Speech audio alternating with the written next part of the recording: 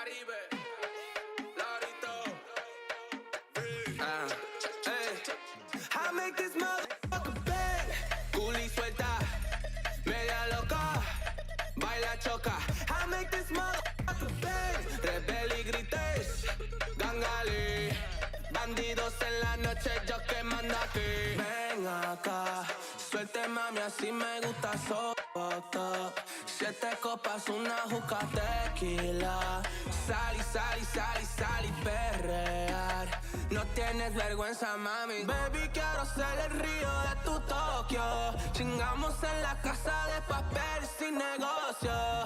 Esta vida nunca se acaba la fiesta. Comiéndote todo el día, que se joda esa dieta. I tell that sucker, yeah. I tell that sucker, I make this motherfucker bang. Culi suelta, media loca, baila choca. I make this motherfucker bang. Rebelde y grites, gangale. Bandidos en la noche, yo que mando aquí. Ven acá, suelte mami, así me gusta soportar. 7 copas, una juca tequila. Sal, perrear. Sal. No tienes vergüenza, mami. Sal. Ajá, no tienes vergüenza, mami. I got the fattest ass in Queens, bitch. hey yo, And we really getting money.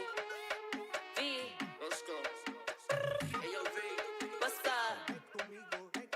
Robando corazón y todo el dinero. Me gustan los bandoleros. Blowing the bank, tíralo pa' cielo.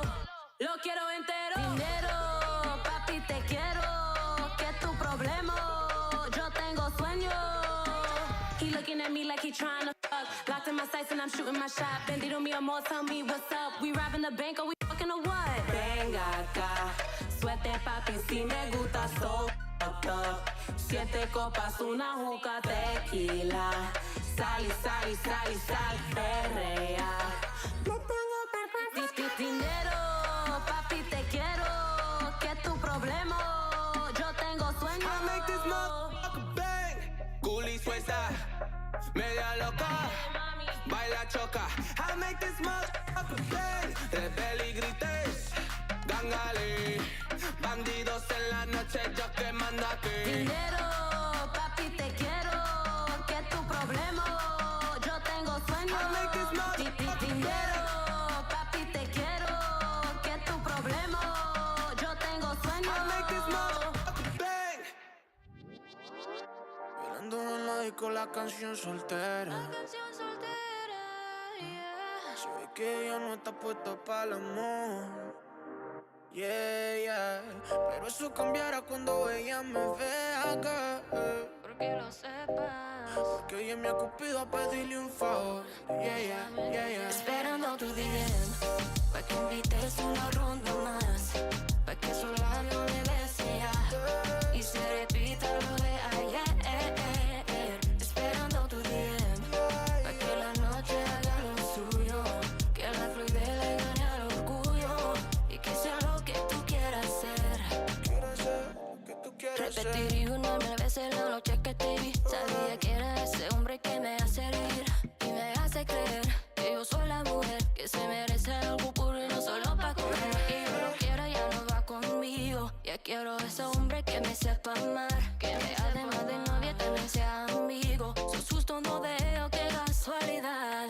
Qué rico es tocar tu piel, pero más rico es el poder conectarse. Se siente mágico solo al abrazarte. Tú has prendido esa llama que arde.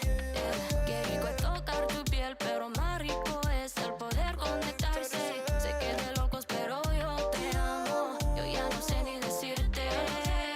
Esperando tu DM, pa' que invites una ronda más, pa' que su labio me bese ya y se repita lo de ayer. Esperando tu DM, pa' que la noche haga lo suyo, que la fluidez le gane al orgullo y que sea lo que tú quieras hacer. Es que todos tus amigos te dicen nada. Yo voy a llorar un río como maná. Baby, a ti te adoro y lo sabes bien. otra vez. No me digas que no. Es que el miedo lo jode, lo que tuvo sentido por mi bebé. Yo pa' ti estoy. No puedo vivir sin eso, sin tus caricias y tus besos. Qué rico es tocar tu piel, pero más rico es el poder conectarse. Se siente mágico solo al abrazarte. Tú has prendido y se llama cuidarte. Yeah. Qué rico es tocar tu piel, pero más rico es el poder conectarse. Sé que estoy loco, pero yo te amo. Yo ya no sé ni decirte. Esperando tu DM, pa' que invites una ronda más, pa' que solo me desea y se repita lo de ayer. Esperando tu DM, pa' que la noche haga lo suyo, que la fluidez le gane al orgullo y que sea lo que tú quieras ser. Y que sea lo que tú quieras ser, mami, tírame al día.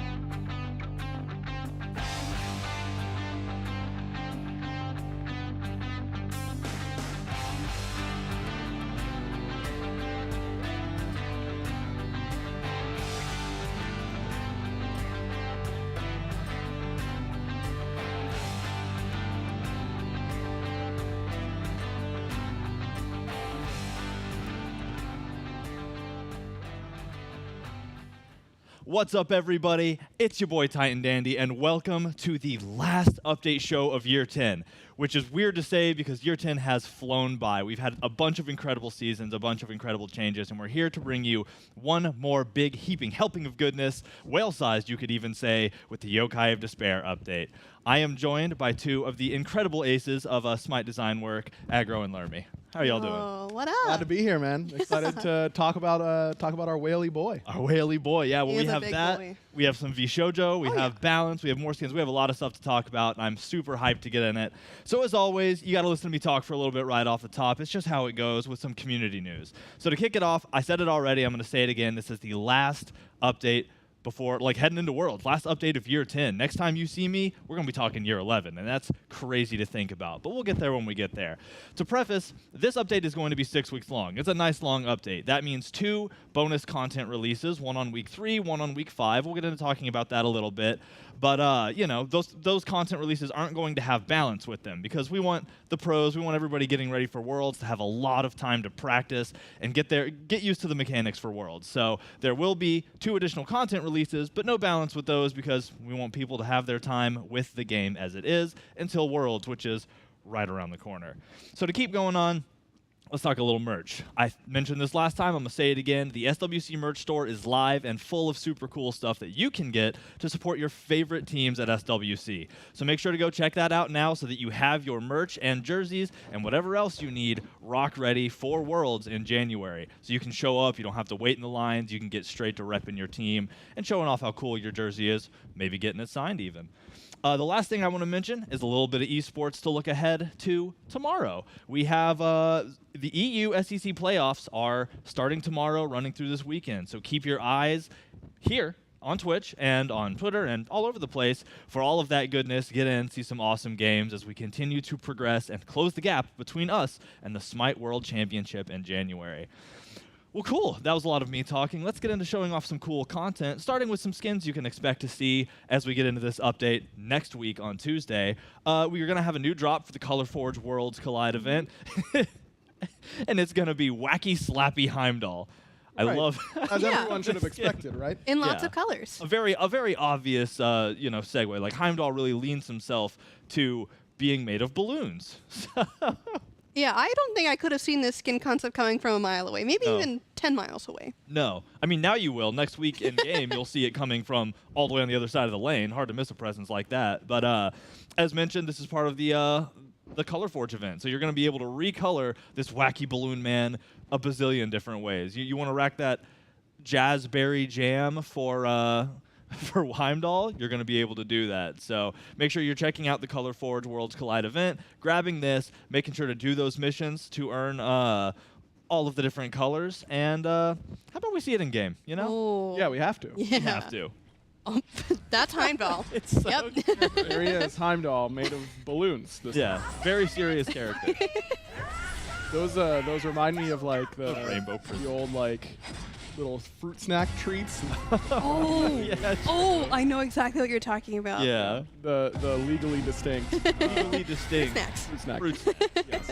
Not the long one, the small rocky. Right. All of I the love colors the colors. and the particles too, and that's all gonna change every single color as well. True.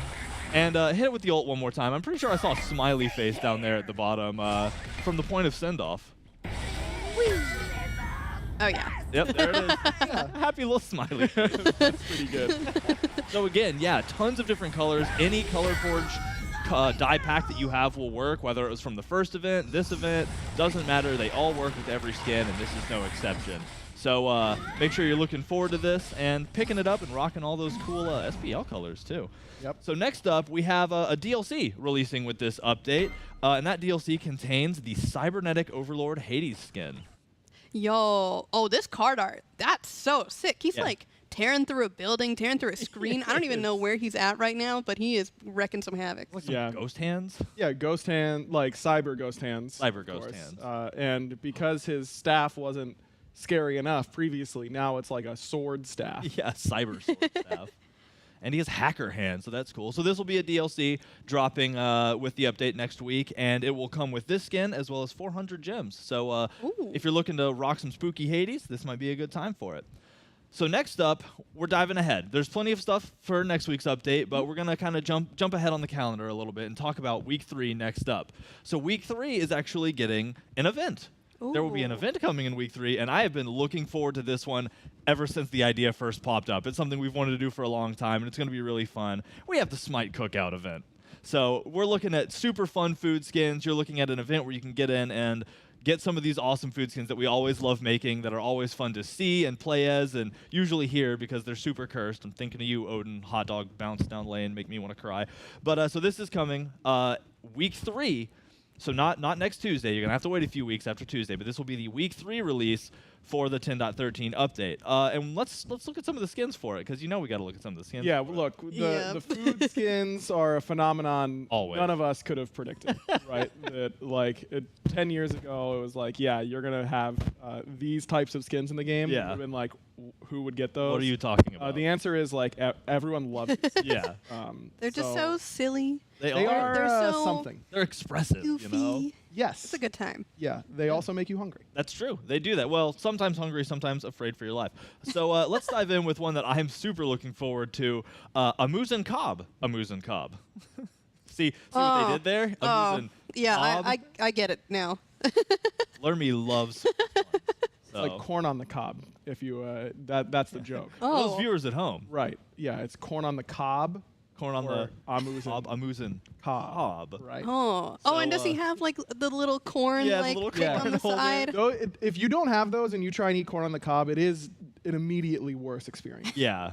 Like It's that a was nerf to big. corn eating. Yeah, honestly. 100%. Oh, especially if you butter it and you get butter all Yep. over your Yeah, hands. it's I mean, at slipping and least sliding. AMC here is doing you the service of keeping it in his wings, Yep. you know, so you can just Keeping it. take a scoop off and get a nice buttery piece of corn. But I'm sure he's buttering up his enemies because he's going to be getting lots of the kills. I At just least I hope wondered so. what the corn bees look like. Either way, this conversation is Corn incredibly bees. cursed. So we're going to move on to the next one, the world sub Jormungandr. Okay, this one goes. This one is loaded. this is dope.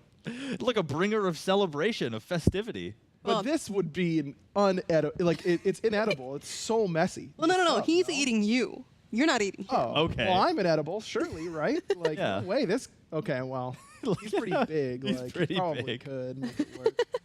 Delicious. Look at those. Hot and fresh, too. You got the steam coming off. Oh, and the marinara? Yeah. The fact that that's all staying in there is impressive. I'll I say know. that. Whoever made Meatball this, subs are notoriously messy. the sandwich artists that created this did their job. They knew what Yep. they were doing. So let's take a gander at this one in game. Oh, I see. Okay. All right. Hold on. The olives are a bold choice. That's a lot of olives per sandwich. I mean, it's a big sandwich. Let's be clear, any amount of olives on a sandwich is too many olives for a sandwich. I come and go on that, but for the most part, yeah, olives are like a charcuterie board. I'm less of a sandwich olive man. So Yep, I'm with you on that. unrelated though. It's not. It's calm down. I mean, what else would you say? What else did you say? Yummy, yummy. Look at them. They're all running away from the delicious sandwich. Sploosh. I really love, too, that, like, the ring around where he's moving is, like, the paper wrapper Yep. from the sandwich place, from the deli. Yep. And nowhere near enough paper. Oh, no. No, your hands are getting That mess. covered in sandwich. Yes. Yeah, that is one big sandwich. You think that could feed a whole village? That's true. Yeah, easily. It takes a village, they say, to eat a Also, sandwich. I mean, one meatball is like the size of Odin. True, that olive is the size of a person. So, go back to that. Yeah. So- We've been eating for months off of like a quarter of this thing. True. And the last bit I'll leave you with is that I learned recently that deli is short for delicatessen. I didn't know that. Oh. So, unrelated to anything, I just, we're looking at a big old sandwich. I felt it was appropriate. So next up, we have one more skin to look at in the SMITE cookout event, and it's Fiery Frank Odin. Remember that cursed Odin I mentioned? What happened to the chef? Is he okay? Dude, they let him cook, and he couldn't take the heat. He had to get out of the kitchen. He got cooked. No, Yeah. I mean you cannot burn a hot dog. It is a criminal offense. It is a criminal offense. And the it bun, will- too. Yeah, and it will haunt you literally instantly. Literally in this exact instance. Yeah. This isn't actually even mythological. This just happens if you overcook a hot Right. dog. Don't Yeah. do it. Don't Yeah, do don't it. So if you thought that the original hot dog bouncing at you was cursed, imagine seeing this. So that'll make for some epic showdowns and some weird food-based nightmares. But again, this is the SMITE Cookout event. This will be coming in week 3 of the update. So, you got to wait a little bit. I understand. Not fun. I hate waiting too. I'm the same way. But it'll be there. It'll show up. You're going to have all those cool food skins. I'm excited for it. Every time I get to play one of these in game or get run down by one of these in game, it makes it just a little bit better. So. Yep. So next up, we're going to jump to week 5 now, all right? So we're moving a little further into the future. Week 5. And we have the Foxy chest. And this has a mischievous merchant Artemis. So just a cool Artemis skin. Look at the little tusk. It's like Yeah. tusky, but Like bubble. a ghost cat. It's Yeah, very cute. she's Yeah. pulling around some kind of cart, but she's a fox merchant. Yep. True. I guess is the take here, and I love this hairstyle. How the like ponytails have little like fox Yep. tufts on the end of yeah, them. that's really fun. cool. That's really cute. It's that little attention. It's the attention to detail on everything like that that makes all of these so fun. And the people love her wares. Like, That's true. they I are mean, ecstatic. She's It's taking awesome. Fafnir's helmet. What happened to our boy? What happened to her? Why does he not have his helmet? Is she stealing that? No. He lost a bet. Is that King He's on Arthur's dragon crown? mode. Yeah. Whose stuff is this? Where does she get this? Listen, she's mischievous, all right? Like, you don't ask questions. You pay your discounted rates, and you get some really cool merch, Okay. Seems good to me. So, all right. So next up, we're jumping out of the calendar view here a little bit, all right? We're moving a little more into the future. We're moving to SWC. We did it last year. We're doing it again this year. We're having drops for SWC, all right? Like, we're doing it. We love getting people hyped for coming in and watching the streams. We love being able to hand out cool SWC stuff. And drops are going to be a part of that. But we're not going to get into all of them today. We'll release content on that later. Keep your eye out for tweets and blogs. We'll have all the info coming out a little closer to Worlds. But we wanted to jump ahead and show you what the SWC skin for this year is going to look like, which will be a free Prime Gaming drop. And it's going to be SWC star Awelix. So cool. Agreed. So cool. This And I can art- tell you right now, so that crazy. Lermy doesn't have to toot her own horn here. Lermy wrote the voice pack for this skin, and it is awesome. It is It's- awesome? It's really good. It's very funny. Very, on the nose for the people that are going to be at the SMITE World Championship. Yeah. I think people will really enjoy it. Yeah, the best part about this is that this is the OG Awelix voice actor too in this voice pack. So we got her back again. Amazing work by her to reenact the role. What, almost 10 years old at this point? That's crazy. Yeah, and to come back and give it this, year 10 SWC flair. And I always look forward to that too, because setting up the show, I see a lot of the art and whatever, but I never see the voice packs before. So I get to get in game, and I'm always listening for them. Yeah, I'll just say we're so back. We are so back. So to give a little preface with this isn't available until the final day of Worlds. So that's going to be the 14th, Sunday the 14th of January. So we have a little time. We're kind of dangling it out there, then pulling it back a little bit. But I wanted to show this off to all of y'all and also highlight that if you'll notice, the jersey she's wearing is the jersey you can buy 1-for-1 Yo. in the SWC merch store. Wait, that's sick. Yeah. So cool. So you can rep that exact same jersey. Like we very purposefully designed them to be the same jersey so you can be rocking out the same skin as the SWC. And there it is. Yeah. Yeah. So as SWC star Awelix. So super cool. And again, There will be more drops to talk about, but we're going to get to those as we move a little closer to Worlds. We'll have blogs and social posts, so just keep your eyes out. But for now, we just wanted to showcase the skin because it's super cool. So now we're moving into some meaty stuff. We're getting the pros right here. These two pros, and to talk about balance. And we're kicking it off with something a little crazy sounding. It sounds like we got a kind of a dual change. Yeah, Yes, big one. It is a very big one. So essentially, we had a meeting recently with some of the dual content creators Gotcha. through a couple of our programs outside of the typical Twitter interactions. We had a couple discussions on how to spice up dual, and so we came to the conclusion that we wanted to try a new system. And so this system is going to be a kind of auto-ban pool of characters that will be taken out of the mode temporarily, at the very least. So what we've done for this first round of it is that one of the biggest things about duel is that duel is usually dominated by the same couple of characters, kind of regardless of meta, just because they're either really good at 1v1s due to their kit, or because they are really good at killing towers, whatever it might be. So we have taken the top 25% of gods based on pick rate and ban rate, and also, win rate's also factored in there as well. Top 25% just auto-banned. Players will still be able to have their individual 6 bans as well. Yep. So we are just really excited to see what kind of weird and crazy, metas people go to, builds they try, and what the next up are going to be, because this is going to be a very different duel experience than I'm sure a lot of people are used to. Exactly. I mean, we expect to see a whole new list of characters kind of rise to the top because the cream of the crop has been eliminated from the dual pool. And this is something that we're intending on rotating in patches. So, we might try some different things here. We're really eager to hear from the community on what types of gods they want to be featured in a patch. We can do things like you can only play mages in this patch, or you can only play warriors, things like that. Or, getting involved with some of those content creators, figuring out those pristine dual pools that they'd like to be able to pull from and ban the rest, kind of do these almost like formats through a patch. So we're really excited about this feature. We're excited to hear all of your feedback, and you can expect to see dual changing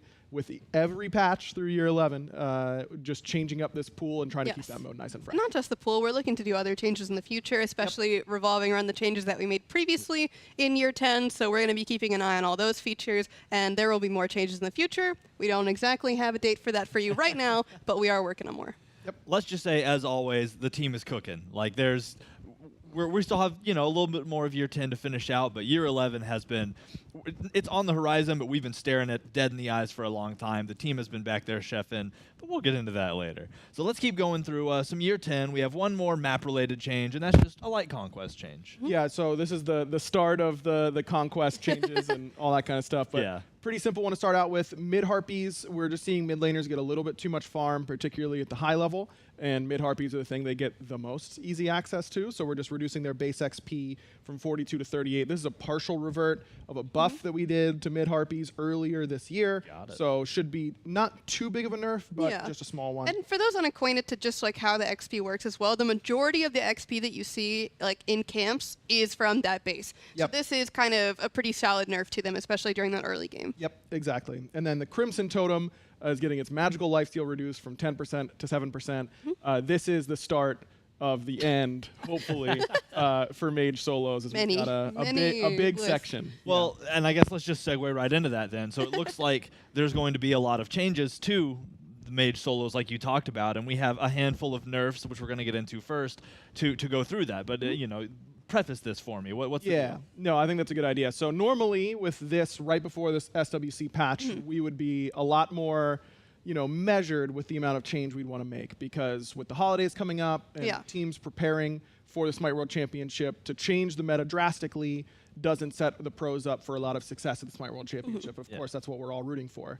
But with the community feedback that we've heard from pros and the general community alike, it's clear that the current meta is not working that well for the majority of our players. So we are going a little bit more aggressive with a lot of our changes in this update, particularly around nerfing mage solos and some pretty potent warrior buffs. There are some classes like hunters that might not see specific itemization buffs in this patch, but because we are already changing the meta so much more drastically than we would typically want to at this time of year, we wanted to try and keep the game as stable as we could so that those teams could prepare and get ready to go for the Smite World Championship. Yeah, as stable as we could in the right spots, of course. In the Right spot, of course. Yeah. You know, there are And some without- specific roles that are getting quite hit, I would Yes, say. I would say so as well. And without trying to create an instant warrior jungle meta, which Yeah, we've seen in yeah. the past, you know, Yeah. all those sorts of things. So Yeah, and we'll talk about that a little bit when we get to the items that affect that. exactly, yeah. So Got it. let's we can just start at the top here. Do it. This is going to be a long list of mage solo nerfs, and I think that we should probably just rattle off some of these in a row. Please go for it. Typhon's Fang loses 5 magical power and reduces the magical power to magical lifesteal conversion rate from 2x to 1.5x.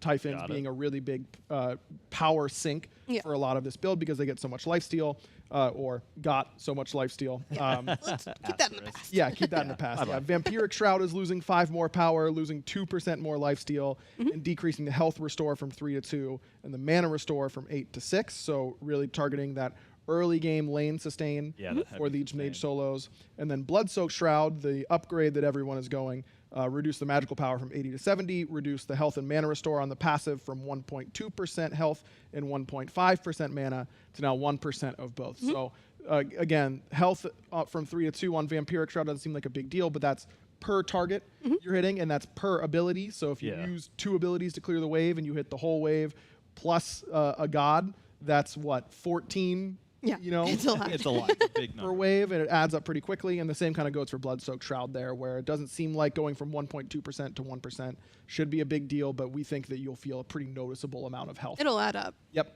absolutely. And then a couple more items here for Mage Solos. Enchanted Trinket losing 2% lifesteal, going from 8% to 6%, and 5 power from 35 to 30.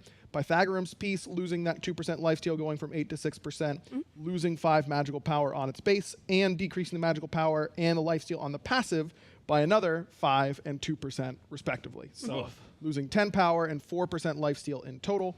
And then last but not least, Breastplate of Valor and its glyphs are losing 5 physical protection and 5 MP5. Yep.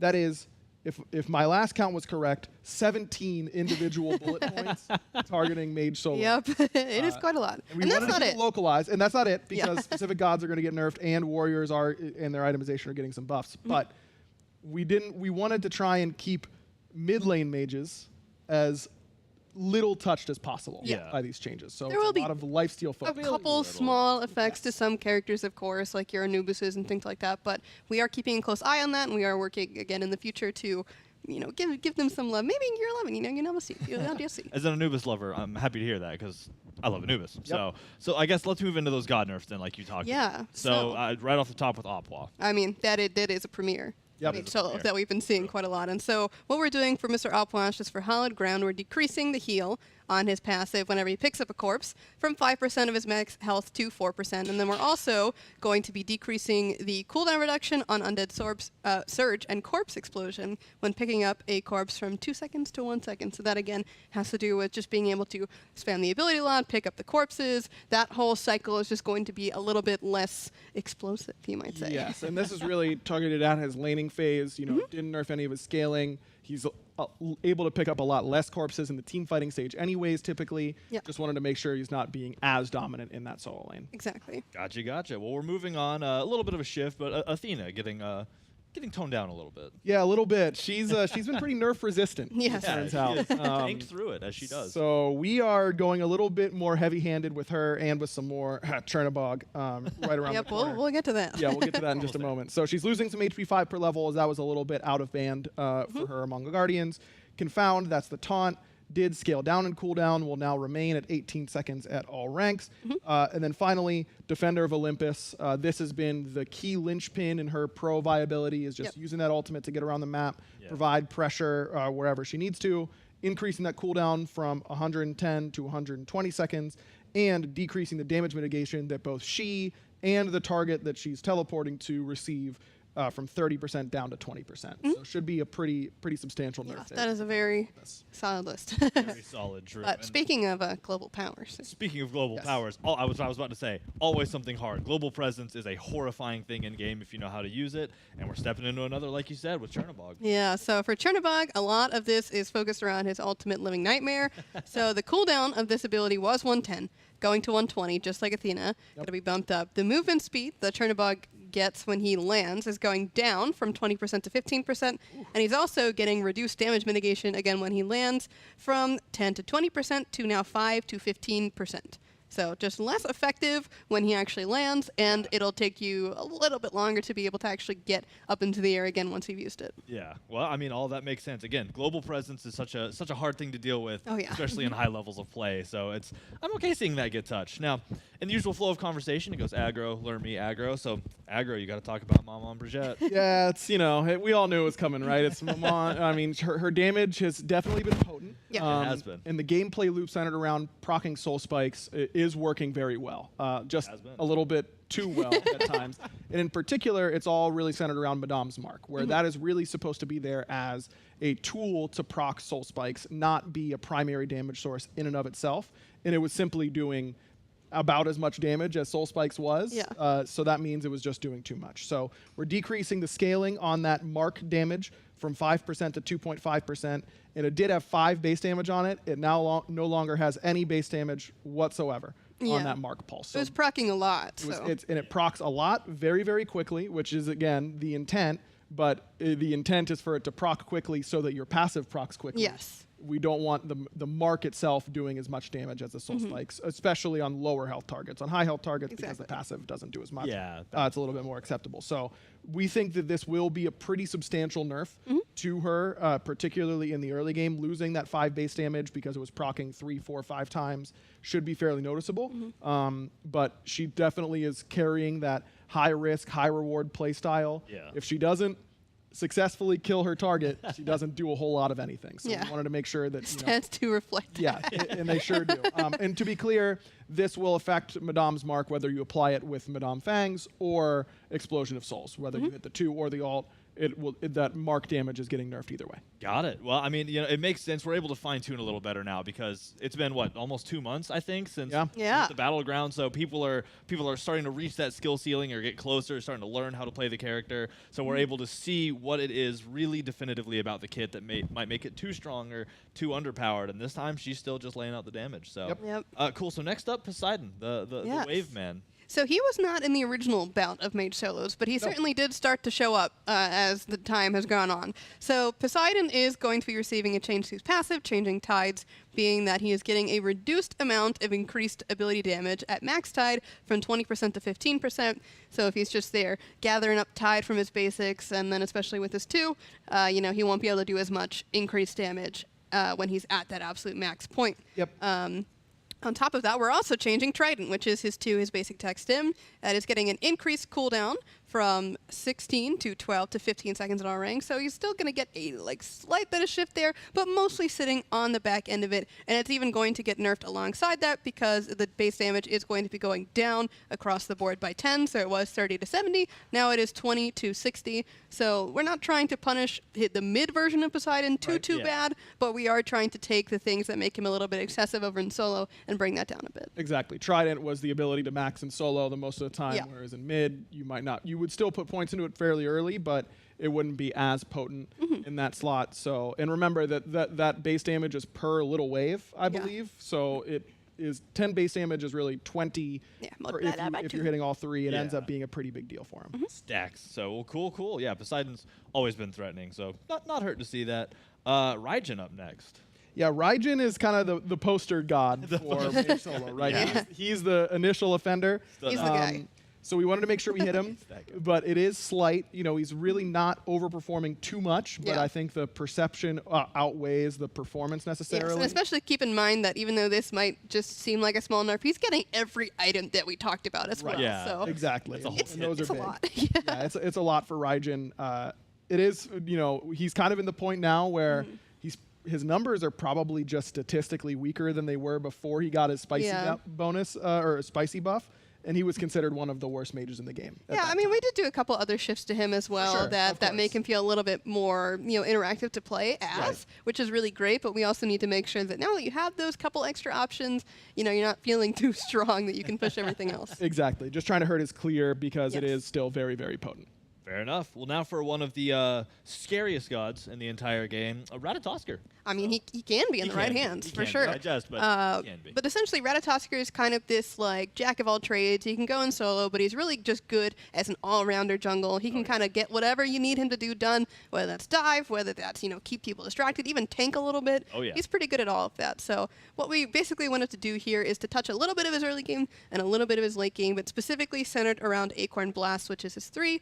And this is going to take the damage down in terms of the base, just basically mostly focused in the late game, going down 20 in the late game, but not at all at rank 1. So if you're not leveling this, if you're in solo lane, it's not really going to affect you as heavily. But that scaling is what's going to be important here as well, because it's also going down by 5% from 60 to 55. Yep, he just was the best best jungler in the SPL, kind of in that playoffs. Again, we don't want to completely rewrite the SPL meta in other roles besides solo. So we didn't want to just eliminate Ratatoskr, but he was overperforming just slightly. So just a small nerf. Yeah, just a little tunage. We expect he'll still be good. Oh yeah, I'm sure. So now we've made it through the nerfs. We made it through both item and god nerfs. Now we're getting into buff territory. What you think needed to be made stronger to continue to counteract and maneuver towards this final build of the year. So, I mean, is there anything we want to tail in, or are we diving right into items? No, I think we can just head right into it. And the first one is pretty simple. We can kind of group these first 3. The warrior shields are all receiving buffs, and it's all the same one. They're all just going down 50 gold and gaining 50 health.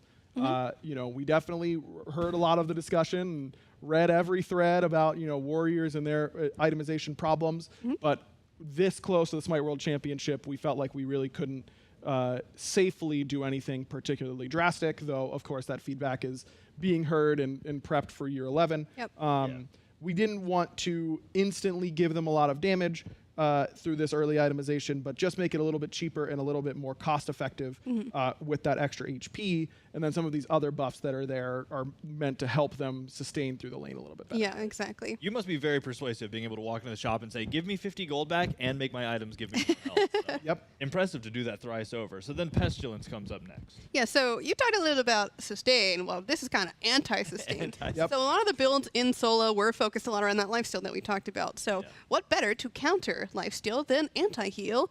And Pestilence is going to be receiving a buff to kind of help with that as well. It's going down 100 gold from 2,400 to 2,300, and we're also giving it 15 HP 5. So if you do end up against someone that's doing lifesteal, doing healing, whatever it might be in the solo lane that's magical, this is not a bad first item to get anymore. Oh, not at all. No, someone like, Sun Wukong, King Arthur, having the ability to build something like Bluestone and then build into Pestilence to get that early defense and stack some HP 5 to get some of that sustain and reduce theirs and get magical protection and health, we think should be pretty helpful over there. Yeah, Soul Lane's out here eating.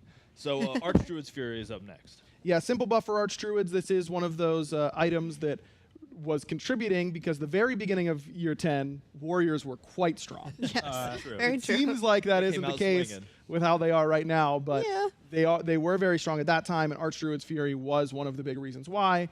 Got a little bit of a nerf, ended up falling out of the meta, so we're just giving it some more protections to come back. And again, those tanky characters that want to build these prots and utilize that Archdruid's passive should be happy to see these prots going up. Happy to see him come back. All right, we're down to 2 more for the item buffs, starting with Dawnbringer. Looks like just more health, more HP 5. So we know hybrid is a very strongly felt discussion throughout the community right now. And we want to make sure that people still have an option to go a little bit of power if they want it. And so the hammers are kind of the closest thing that they have to that at this point in time. So we want to make sure that all of those hammers are still feeling like a pretty solid option. But the one that we're seeing that's, kind of on the cusp of being bought, but, is still not quite there is Dawnbringer. So we are adding a 4th stat onto it being the HP 5, so that will kind of make you feel a little bit better about getting it early, because we know the ultimate trigger is not the most useful in lane for a couple of characters. So the characters that are using it quite a lot, well, now they have it a little bit better if they want to go into that ultimate trigger. Yep. Awesome. Sounds good. Last but not least, Warrior's Axe getting a little stronger. Yeah, just increasing that physical power from 15 to 20, and this is to try and help a lot of those warriors who do have trouble clearing the wave. Yeah. 20 power is on the high end of what physical starters give a lot of the time, so this is actually higher than something like Death's Toll, which I think is at 18 right now, but we just felt like we wanted to make sure that was a big discussion point. Warriors need more damage early in order to help compete, and some sustain in order to help them take the poke that these mage solos are giving them. Getting HP 5 on Pestilence and on Dawnbringer should help with that sustain a little bit, as well as the multitude of nerfs towards the mage itemization. But just giving them a little bit more power in that early game, and specifically something that jungle warriors won't be able to go. Yes, that was the other big focus of these buffs that you just heard, was that we want to make sure that these items are specifically focused on how to help you in solo lane. Specifically the lane, because we've had warrior jungle metas before. They can be a little bit difficult, especially having a very tanky jungler, so we want to make sure, again, this is specifically for the lane. That's incredible. I can just imagine y'all in the design process, like one of those big whiteboards with all the strings and everything. Like, all right, so we're buffing solo, but not the jungle, but also really, like, it's such a razor's edge that you walk trying to, change the meta in such a soft but concise way. Always impressed with y'all. I love complimenting them on the show.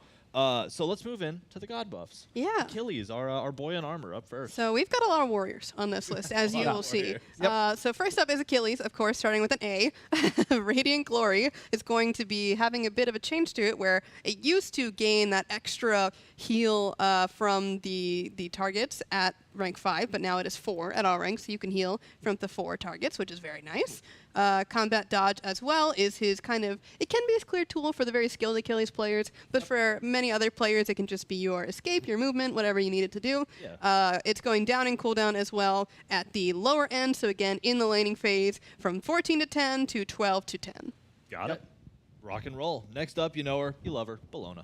Bellona, it was closer to viability than a lot of these other warriors, so her buff isn't quite as big, but felt like she was starting to fall behind a little bit. And as you saw with Achilles, and as you'll see with some of these other gods, just trying to focus on their laning phase more than anything else. Scourge, just increasing that sustain from hitting that third basic attack, is that's such an iconic part of Bellona's kit.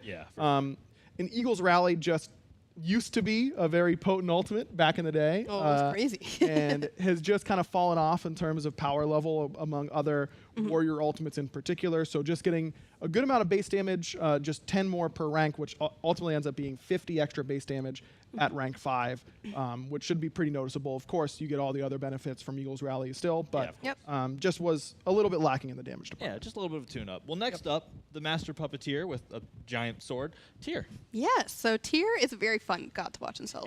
I'm sure we all remember that one clip of pushing a million people. Yeah, that was a good time. So Fearless, like we were just talking about there, is getting increased physical power scaling on the assault stance from 50% to 55, so a little bit of extra help in terms of the actual damage that it's doing, as well as getting a cooldown decrease when you rank it up now. So it used to be 15 at all ranks, now it's 15 to 13 when you rank it up. Nice. Next up, I always love to see this because it's one of my favorite gods, Mulan, getting a little love. Yeah, Mulan has this identity as a lane bully, and she does start to bully the lane, but you really do need to get to the upper echelons of your cross strike and spear thrust. You have 1 and 2.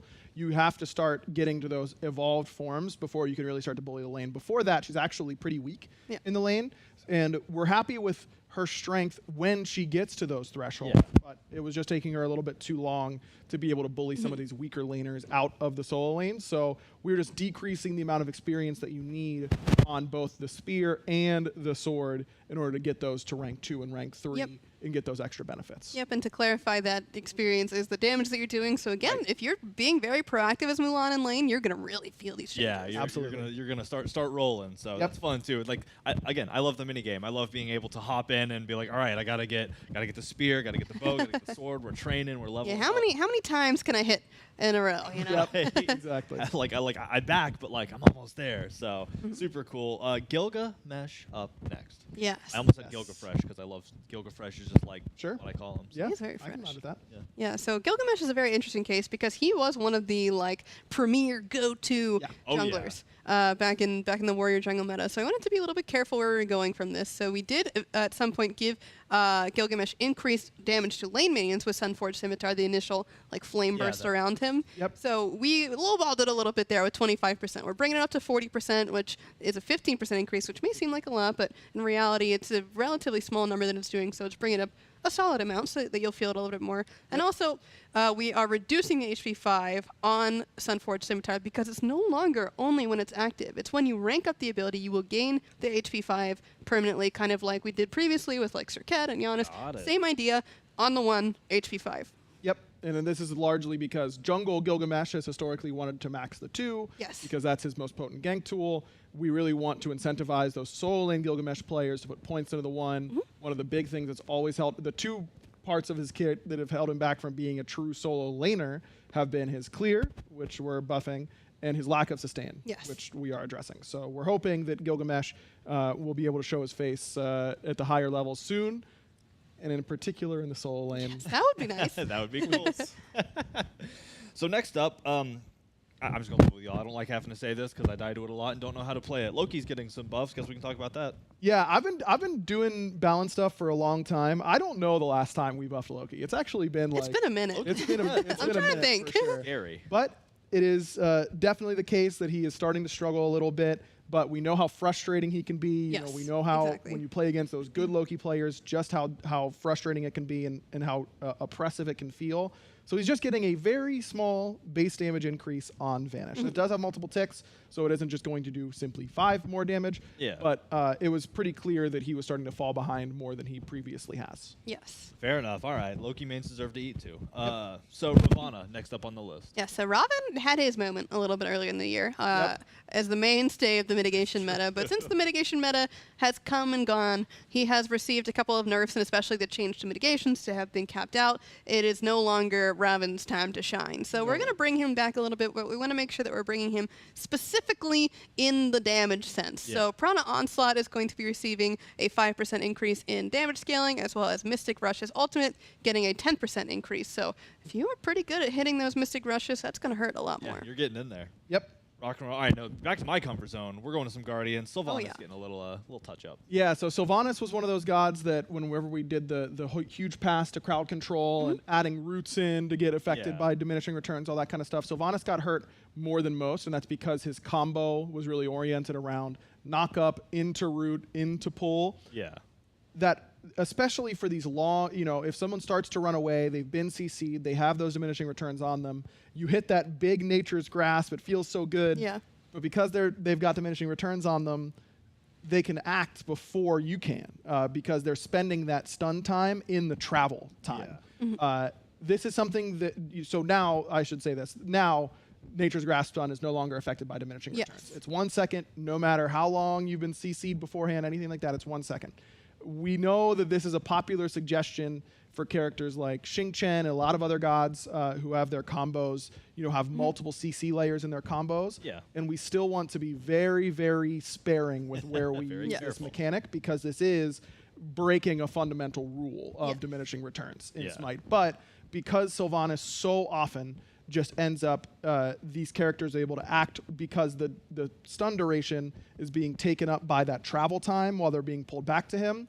It just didn't feel super intuitive. It didn't really feel that good. Yeah, I mean, So we if wanted they to can make that act before they can even get to you, Right. it doesn't quite feel Yeah, right. the combo's off. It doesn't Right. feel good. So, well, cool. That's great. Now I just have to land the grasp. That's the hard part. That is the hard part. That is the hard part. Yep. Geb up next. Love Geb. Yeah, so Geb is, he's doing all right. He's doing fine. He does his job particularly well, but he's just fallen a little bit behind the more meta Guardians. And so what we're going to be doing here is helping him clear a little bit better so he doesn't have to worry so much about being so close to the wave with Shockwave anymore because his damage at max range of the ability, this is even pretty good for poke as well, is going from 70% to 80% of the initial damage. So 100% if it's close to you, 80% all the way at the edge. It's going to be a lot nicer to be hitting those archers and not have to be sitting in the middle of the wave. Yeah. And then on top of that, Stone Shield, which is, of course, his cleanse, his bread and butter, going down by 1 second, just a little bit more often for him to be there to cleanse his teammates out of CCs. Give him a little bit of extra health, whatever they might need. Yeah, keep him in that team fight, keep things yeah. going. Super cool. Always fun plays made around the Stone Shield.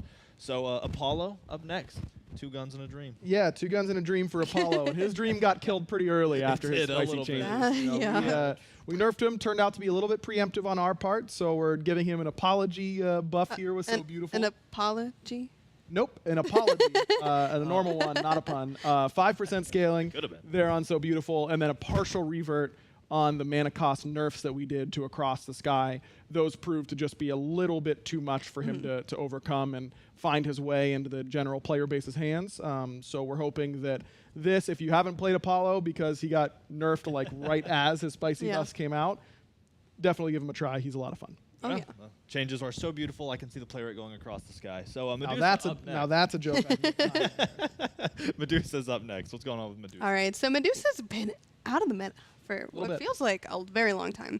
And so a lot of that is just due to because she's been having a tough time with mana in lane. She's not really feeling like she had that boxing potential that she used to have back in her heyday. So what we're doing is we're increasing the base damage of Viper Shot by a little bit to give her a bit more of that boxing potential. And then on top of that, we're also taking the mana cost down on the ability from 50 to 70 down to 50 flat. And then on top of that, Acid Spray, which is her main clear, is also going to be receiving a decreased mana cost from 60 to 80 down to 40 to 60. You're using this a lot. We want to make sure that it's not costing your whole mana bar. Yeah, you're eating through the whole mana bar. Got it. Exactly. Well, we're kind of moving into a mage zone next for the last 2, starting with Chronos. Yeah, Chronos, mage ADCs have been pretty prevalent this year at SPL level play, but Chronos has not, which is not a good sign for the Master of Time. Poor So Chrome Dome. we're giving him a small base attack speed buff, and while this might not seem like a lot, base attack speed is very important for gods that care about getting attack speed because it makes any future attack speed they get more valuable. So this should be a pretty big deal, especially because he gets built-in a free attack speed whenever he uses Accelerate, which we are also giving a small buff, going from 15 to 14 seconds. So, Chronos, when he's in the zone, is doing pretty well, but just ends up falling a little bit short, so getting some more general buffs in his direction. Yeah, he's more of like that super late game carry. Most of the other magical ADCs at least have a little bit of help that they can get in the early game. Chronos really scales with time, as you think it would. Correct. Gold here today. I'm proud of this. We're going out last show of the year in style. So last but not least, God buffs. We got Zeus. You love to see it. Yeah, I know one person who loves it. I'm kidding. So Zeus is a very interesting case, right? Because he is very, very good in non-conquest modes, but when it comes to conquest, he just doesn't keep up.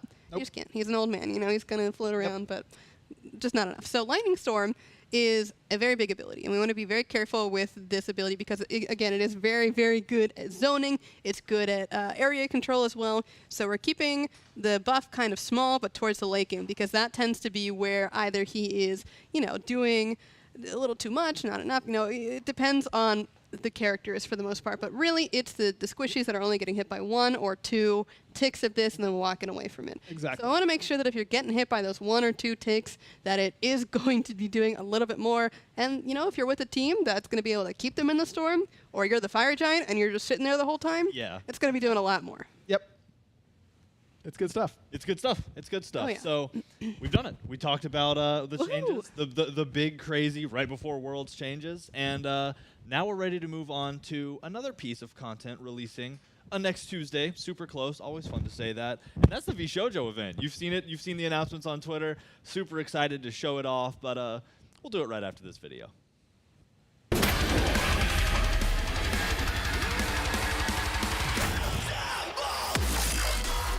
Initiating combat protocol. Operation Overkill. Kill them all. When will you learn that your actions have consequences? Imagine not being in Grandmasters. Let's play some games, Chad. I've been waiting all day for this. I've seen tougher circuits in a toaster.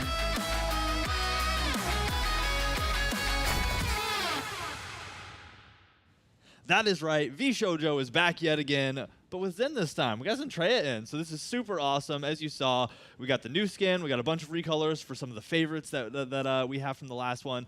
Just super awesome to see them back. I mean, they're so fun to work with, too. Like, every time for the socials, dude.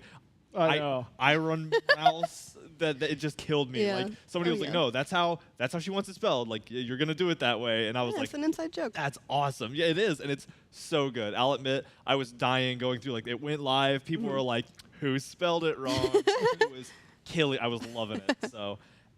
Absolutely love it. Absolutely glad to see this. And you know, you've seen some of these before. The new colors, we're gonna leave y'all to explore those. But with Zen showing up, we wanted to get in and show that off a little bit. So let's hit the card art. Yeah, dude, this art is incredible. It's so good. Cool. I love this style too. This is a very unique style of card art that only the Vhojo skins have, and I just love the like anime aesthetic. It's just so fun. The anime aesthetic is fire, as you can see there. Yeah. So super cool to be able to work with Vhojo again. Again, they're really fun to work with. They're as you can tell by what they do, like by the work as VTubers, Vhojo.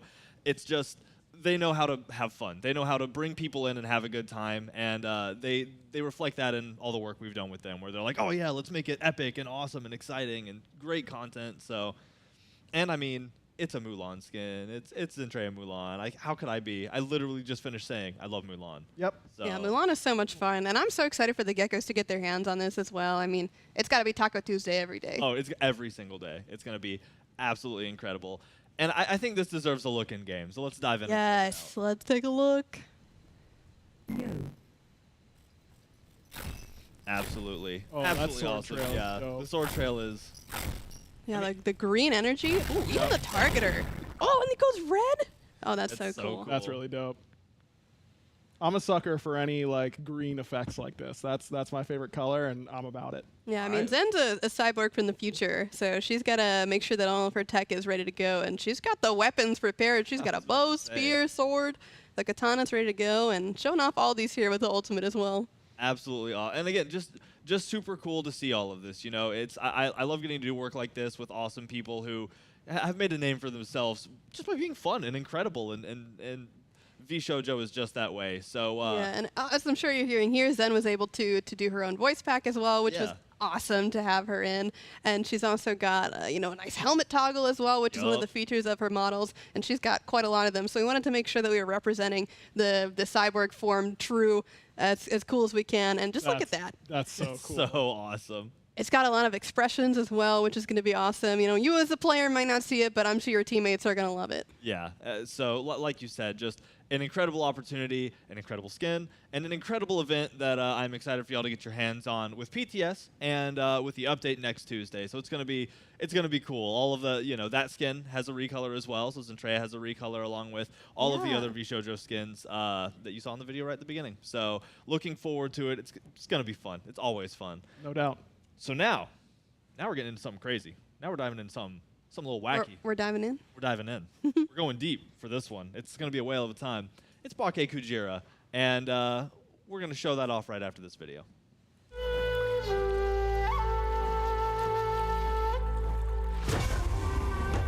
The land will be consumed by the waters.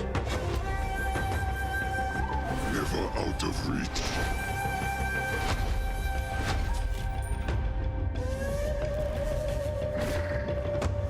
Return from whence you came. You will be enveloped in famine and fear. A chilling plague. Spirits surround us, screaming silently.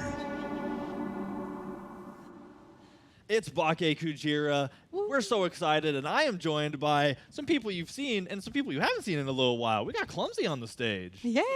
How you doing? You've been busy. I know you've been chefing back there. Yeah, no, we've been cooking, and You've been I'm cooking. glad to see the whale finally joining the battleground. Yeah, so if I remember correctly, it's been a bit of a collaborative effort between you two, Kujira. So I'm gonna keep saying it. Dive into it and let me know what that process looked like. Yeah, I mean, for me, I was finishing up Maman Brigitte. Yeah. Clumsy's been hard at work with year 11 stuff and all that, but Crazy. So you kind of took over the start of Bake, and then once Maman was out the door, I kind of came in and helped out there. Yep, that's exactly right. So Yeah. I mean, it's always fun. I mean, we always work together in the design team anyway. Yeah. So Of course. this one, you know, it always comes pretty naturally, and yeah, it's exciting to see how this one shaped out. Awesome. Well, I guess, at a high level, because obviously we're going to jump in and look at this in game, but what was the process of bringing Bake Kujira kind of out of, I guess, the ocean of mythology and into Smite?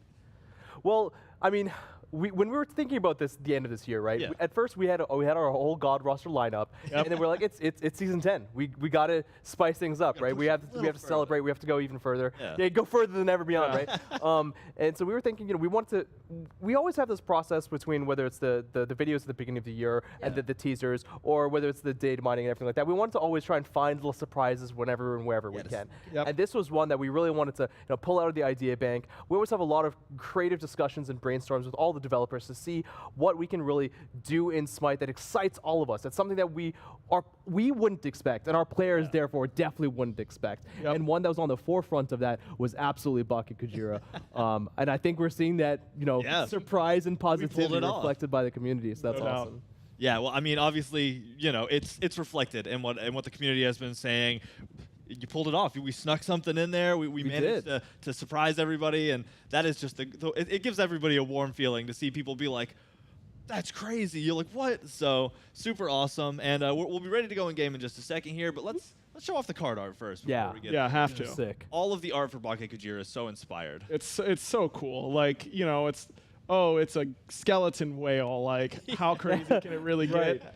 Really crazy. And we talked about in the Closer Look blog post, and the art for Bake Kujira was something that we really wanted to push to the forefront, and that's something we do with all of our Smite gods, right? Is we want to say, hey, okay, what is this god? And if you look up the stories, you look up like what he is. He's a skeletal corpse. Like, what's going on with him that really pushes the boundaries? Well, that's for us to do. That's for the artists to really help us creatively influence, and I think it just shows so well in the card art and in game. I completely agree. And for those of you who saw the Closer Look blog that was released, like you got a preview at the Mastery card art, which is one of the coolest card arts unbelievable ever. Like, we do so many cool things, but you also got to see what the concept looked like.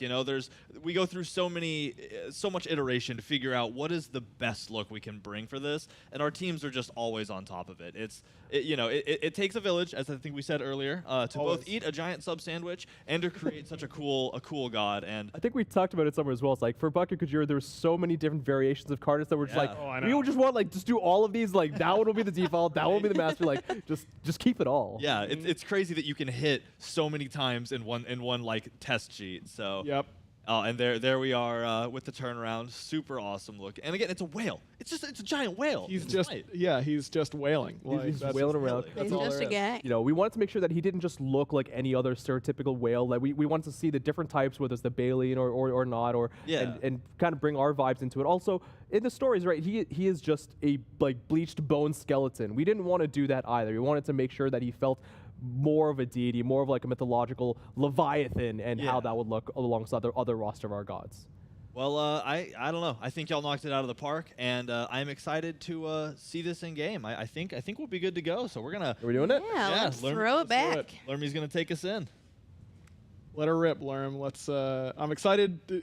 We have a splash. We're there. We pushed some boundaries on Bake. Yeah, we definitely did. There are some very unique mechanics here for him that I'm really excited to. Pretty simple. I hope you know what we're talking about. That's part of the kit. One of the greatest jumps in the game. Yeah, the animators had again a whale of a time, right? A whale. Okay, that's enough. It was fine, Clumsy, but that's the last one. That's the last You one. and Harris. Well, I don't know about that. That one is still alive. Yep, that's good. All right, are we ready? Yeah, let's fire do it. away. Show it off.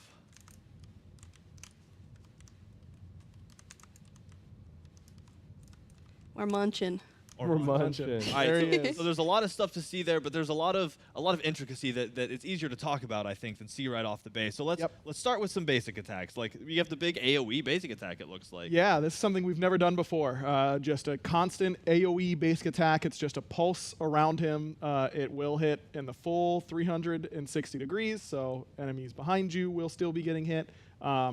This does mean that there were some particularly potent interactions with some basic attack items, so I am sad to inform the community that he will not proc basic attack item effects with his basics. But we made sure that we were still keeping these basics feeling really fun with a lot of other little mechanics that we'll be talking about as we continue to move on. But you know, just really trying to, as I mentioned in that closer look blog, try and go down this route of what does a solo lane guardian lane bully feel like, much like Jormungandr does over there, and trying to let him be a lane dominator. Yeah. And these basic attacks are a big part of that. Yeah. And his kit intrinsically has mechanics that play around with the base attacks in a way that if you allowed things like item proc effects to also influence that, it would just kind of break his own gameplay flow. Yeah. Yes. We wanted to make sure to contain it in a way that felt healthy for his kit. Yep. Got it. Well, I think the best way to explain that is to keep moving through the kit onto the passive. Curse of the Ghost Whale. Yeah, so there are two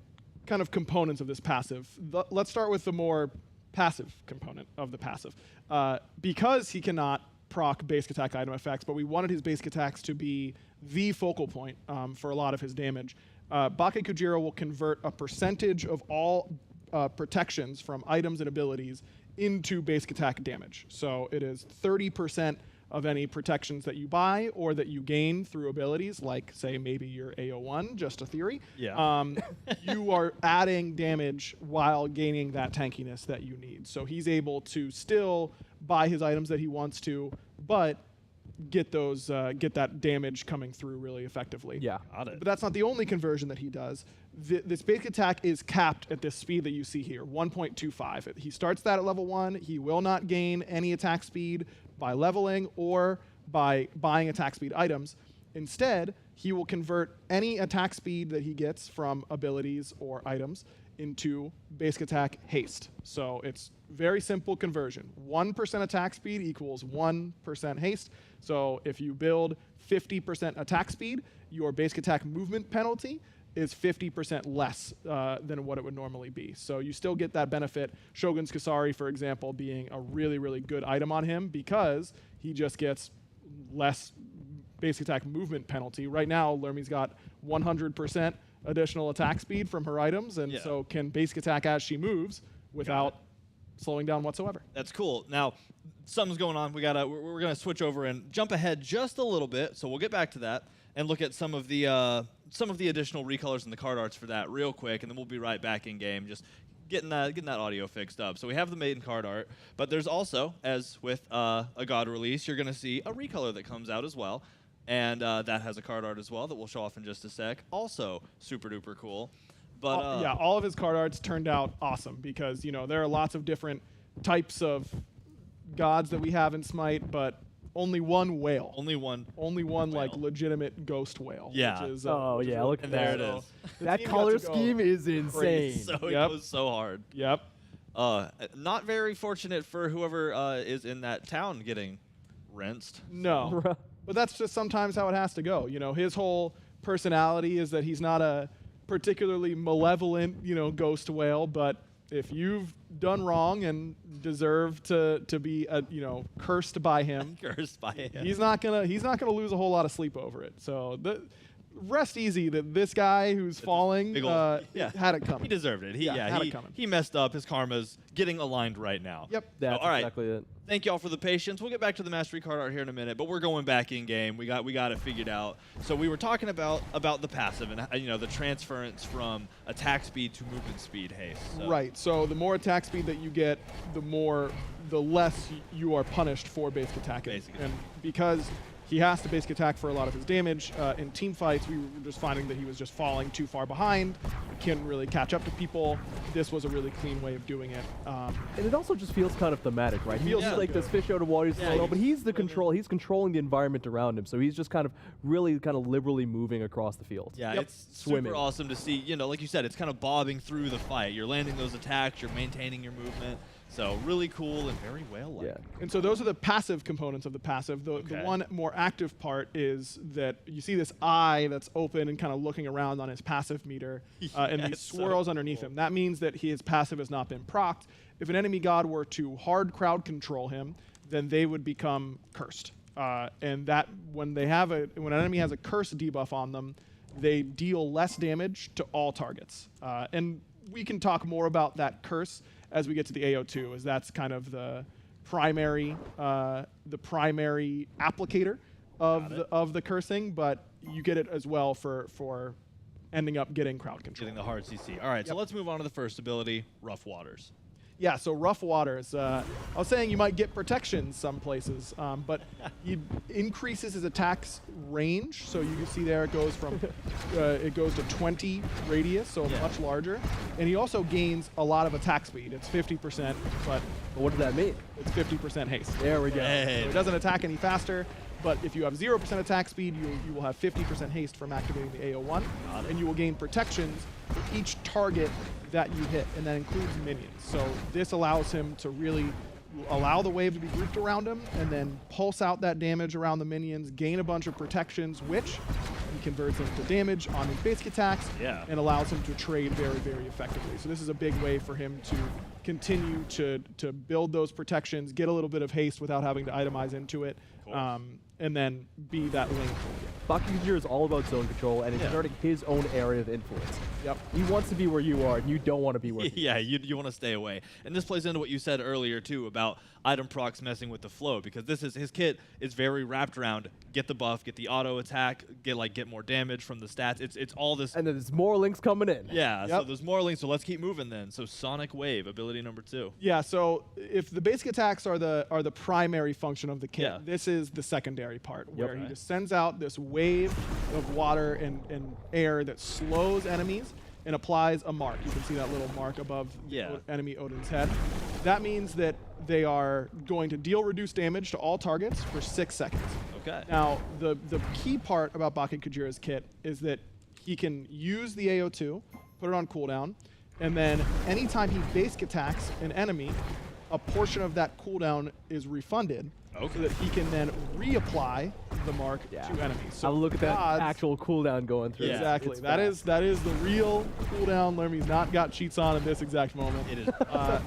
It is every basic attack you hit on an enemy god reduces the cooldown by 1 second, and that can stack multiple times, as you see here. Yeah. Okay. And if you hit a minion, then that's 0.1 seconds, because if it were 1 second, he would just have it up instantly in the middle of the But it still happens, right? It's not completely exempt from hitting minions. If you're doing this in lane, that's part of that kind of lane bully thing that Agro was talking about, is that you're doing this team fights, you're increasing your range in team fights, you're getting your 2s and your curses on multiple enemies all the time. Yeah, in an unusual sense, diving into a fully stacked minion wave with somebody sitting in the middle is almost a good thing. Great. He's very good in that you're scenario. Building, you're getting abilities, you're building stacks, so that's... And you'll see that curse mark becomes amplified. So if they're cursed already, and then you curse them again, then the slow is doubled. The slow is not 6 seconds, it's only 2. Yeah.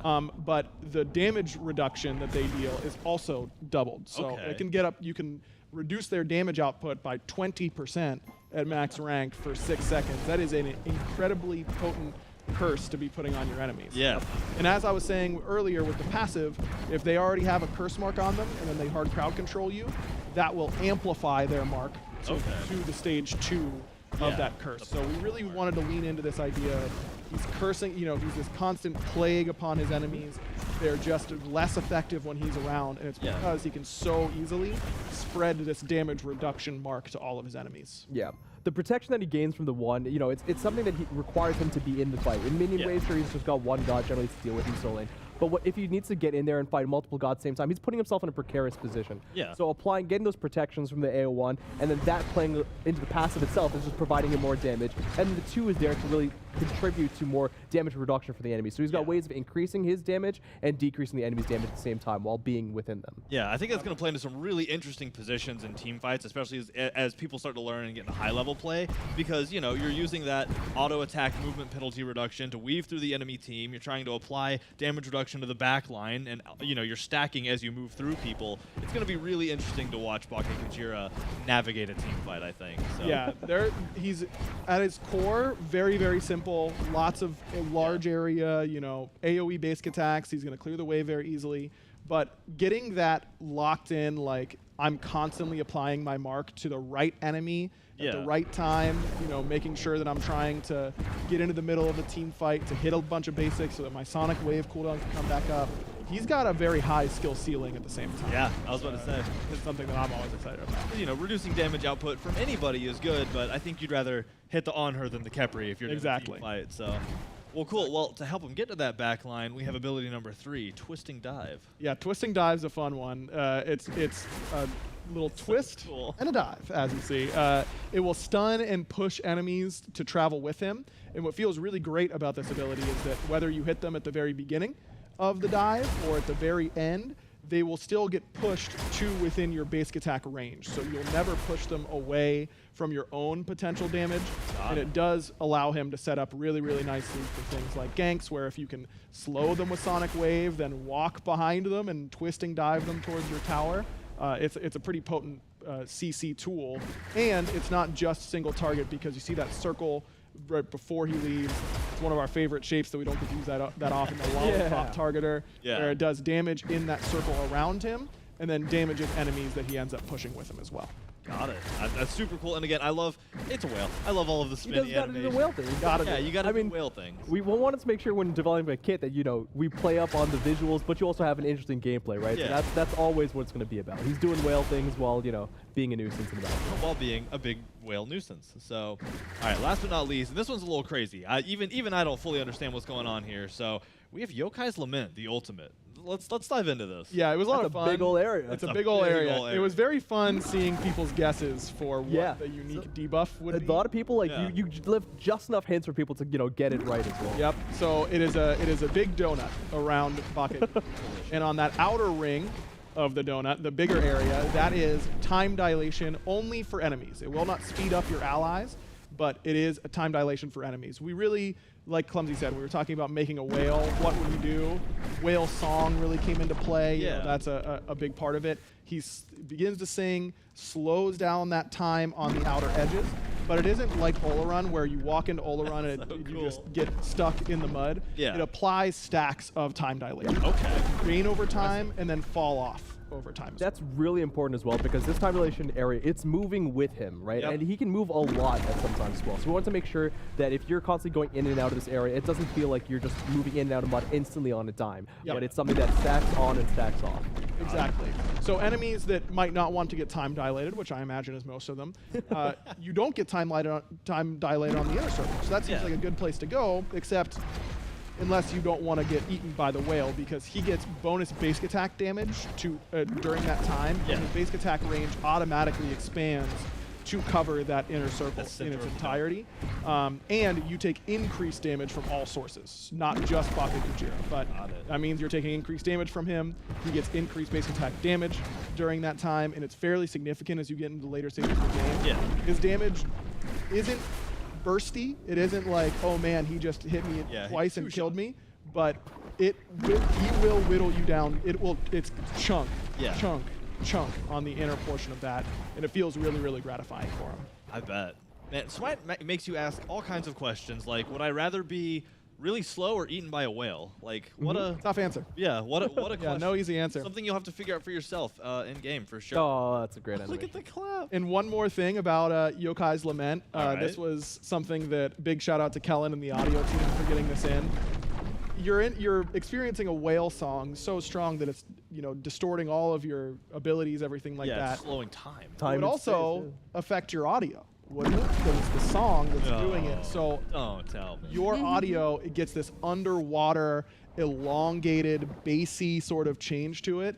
And it really was like the perfect little flavor cherry on top for, you know, those are things that we love to try and find to do that takes that getting hit by that ability to the next level. Yeah, I mean, I can hear it now, the way our audio team is. Slow time, put it underwater and stretch it. All the sounds. Yep. Just all the sounds. So it's so that's so like our audio team. They're not like, well, job's done. They finish a job and then they stare at it and they're like, job done. What more to do for job to make job better? Yep. They're just, you can't stop them from innovating with stuff like this. So man, shout out to them. And shout out to y'all. This is an incredible looking god. You know, Guardian lover myself. I was immediately attracted to that. But you know, it's another beast. We have a giant whale in SMITE. We have the whale songs. We have there's just a lot to look forward to. And the utility in this is going to be so cool. Yeah, he's a really his playstyle really developed really nicely over the course of his development. Where you know, we really wanted to make sure that he felt like this inevitable force that's kind of plaguing your team. You know, he's not zooming through the team fight or anything like that, but he's just kind of floating there, doing his thing, and you know if you're around him, Yeah. things probably aren't going Things that well are for you. a little cursed. And a huge shout out to the entire team, of course, but particularly to Nate on the programming team who did a great job on him, Diana from Effects, and Basir from QA. Those teams really stepped up and made this process a lot smoother, and they did an unbelievable job on that. Well, I mean, I always love to hear shout outs for the team because there are so many people. We could sit here all day with a list. So, cool. So we jumped around a little bit when we were getting audio up and running. Let's dive back into the card arts for some of the other skins releasing with this, including the Ascended skin for Bake Kujira. I love the purple. We love the purples, right? So cool. And you know, That like, doesn't change. I'm not mad to see a little lightning bolt in there. Oh, yeah, You know sure. what I mean? Like, that's, I'm cool You with didn't, that. sneak any of the effects there. No, I didn't put that feedback in there, but I wasn't saying Well, you take were that out. You thinking it, know what I yeah. mean? Yeah, exactly. I don't know though. It kind of looks like the lightning bolt isn't really doing much. So Oh, that's a tickle. No, yeah, counter. I mean, yeah, he does. a conduit Zeus is for it. not very good in Ibaka. That's a good thing about no flesh and a lot of blubber at the same time. Like, Yep. Really insulated, really good against the lightning. No doubt. So again, this is the Ascended skin, part of the Year 10 pass, and then last but not least, you may have seen it on the Closer Look blog, but we have the Mastery skin card art, which is just Oh, I love that one. I love the it perspective so much. is incredible. Yeah, the flipped perspective. Coming Yeah. the sky at the bottom of the card art, and him. I did see people coming out. asking it first. I It's know, like, yeah, which he's direction he's the- going. You yeah, got to think reaching about out of the it. water reaching. and just heading towards the sun, but flipping this perspective, like It's gorgeous. unbelievable. Unbelievable is my wallpaper. Now I do have to ask you, very serious card art lore question here. Yeah, Did that guy deserve it? The dude Yep. on the boat, he did. 100%. 100%. Okay. No doubt. I got it. So he kicked, Bad dude right there. he kicked a kitten before he got on his fishing. I'm He's not in the process at liberty. of trying to kill fish. True. The legal ramifications of saying exactly what he That's did, fair. like, means that I can't. But Bake was in the right here. Bake was in the right here. All right, I trust you. I trust you. You know Bake better than I do. So, all right. Well, we did it. We made it to Yeah. the end of Year 10. This is just, it blows my Unbelievable. mind. That's crazy. I know, isn't I've it? been It's transfixed insane. I know. for like 5 days. I've just been thinking like, wow, like Year 10, so many crazy changes, all the seasons, the map changes, the new gods, and Worlds is right around the corner. So I can't express how excited I am, how fun it's been to be with all of y'all here for this entire year. I'm looking forward to Year 11 and what comes next, and I'm looking forward to seeing as many of you as I possibly can at Worlds in January. It's going to be mind-blowing. So make sure to stick around. We're going to have Dev Insight right after this. So, bring your questions, start thinking about stuff you want to know about Bake or any of the changes. Bring those questions in and make sure to talk to these wonderful designers here. They're going to help you figure everything out that you might not have caught on to. Make sure to check out the patch notes. They've been live this whole time, and they have all the details and numbers and everything if you want to start doing the math, figure out how to get that, how to prove them wrong, get that 2-hit Bake Kujira build online. And also, make sure to watch out for PTS. Get in there and send us all of that feedback so that we can start prepping. Because we're writing it out to Worlds now. We're giving pros time to prepare, but Year 11 is right around the corner. Oh, yeah. It's Not been far. we've been chefing on it, and y'all's feedback gives us so much to work with. And like we did with Year 10, we're looking to make Year 11 even better. Hard to do. I know you think that's crazy, but they're back there working on it. So thank y'all so much for being here for 13 update shows this year. Yeah. And I can't wait to see y'all at Worlds. Thanks everyone. See you there.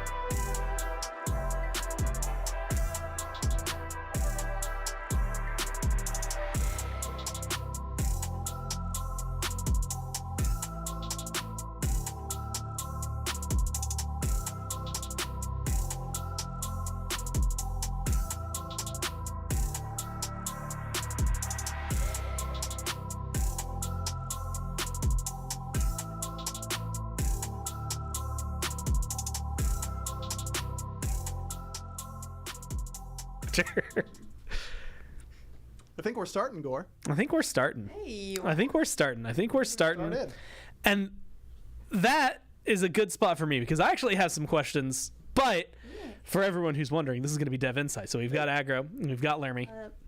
And very importantly, we've got you, chat, open in front of everybody. So if you have any questions in regards to patch notes, anything that isn't dumb, and I'm going to skip over, like, we'll ask it. So this is your chance to use me as the voice and chat as your herald, I guess. I don't know. Sure. So as the water. There's a good analogy somewhere in here to use all of that and to get the questions that you want over to them.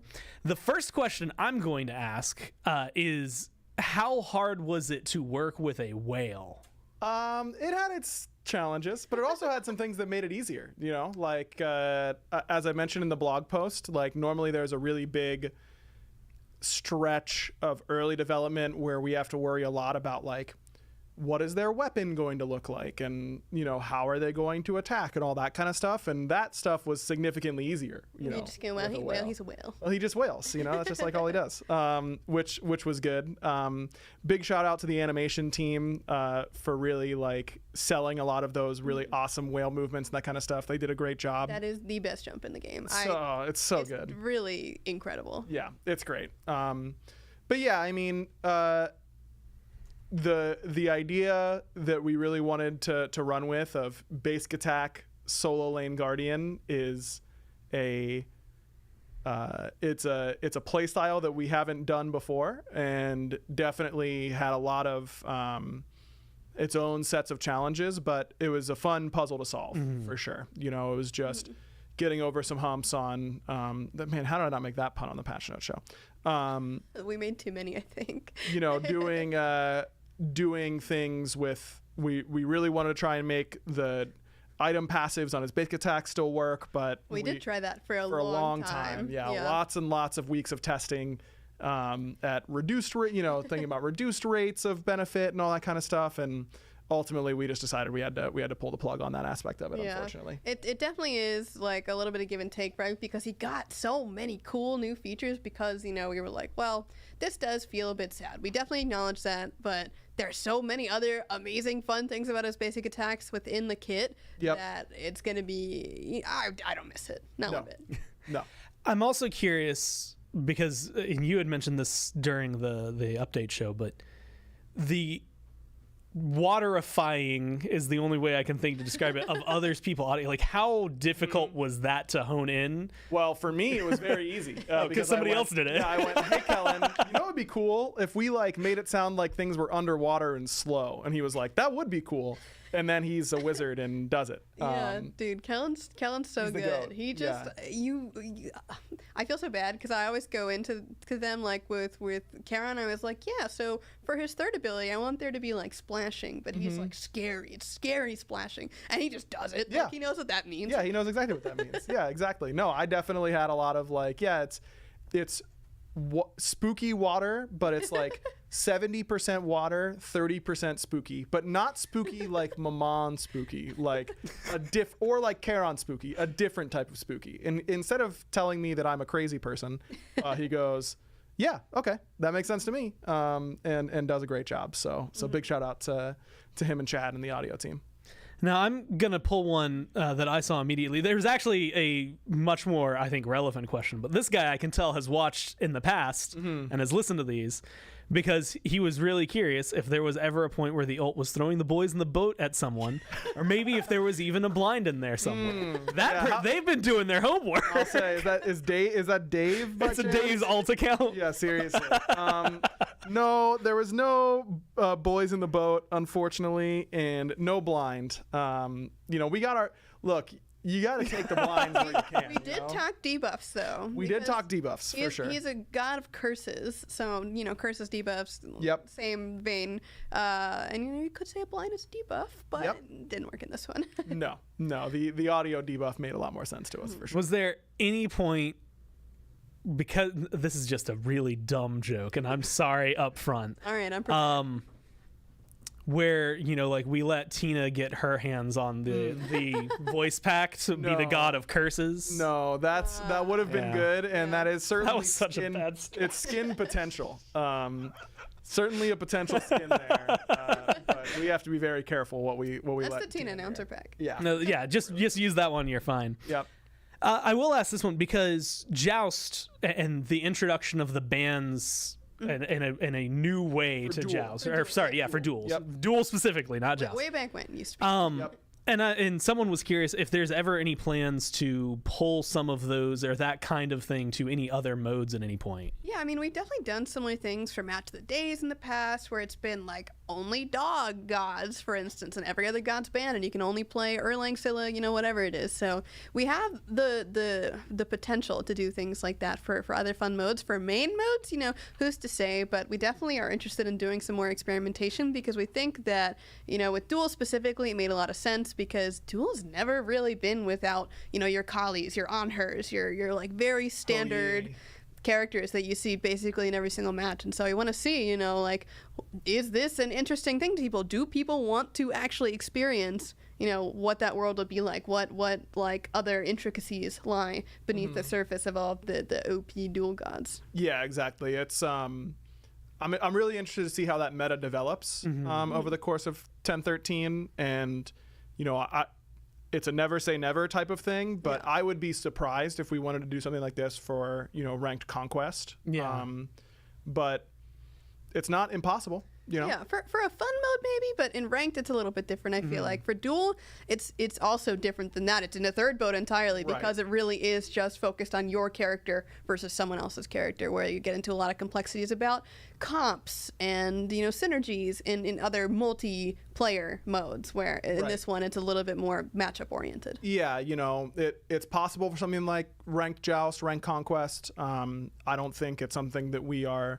It's not intended for 11-1 or anything like that. But if this is a feature that our players really like and that's something they want us to explore, then we'll explore it for sure. Yeah. It gives me, there was a moment, and this is going to be behind the scenes for like SBL stuff, but we did the tournament I remember that. early this year where like when you played gods, those gods were no longer on the table. So by the time you got to a game 5, suddenly it's like, all right, you better be able to reach deep into your pockets, man. Yeah, that was fun. And there was a period of time where it was like, do we do that for regular competitive SPL? Like, is that a thing we can do? And it's like, well, we could do it, but is that too much power? Yes. And it was. The answer is yes, it was too much. So we didn't do that, but I like that concept of like, it's a fun thing hey, now I don't have to think about Kali every single time that I go into a duel game. I have to go a little deeper, and they have to go a little deeper.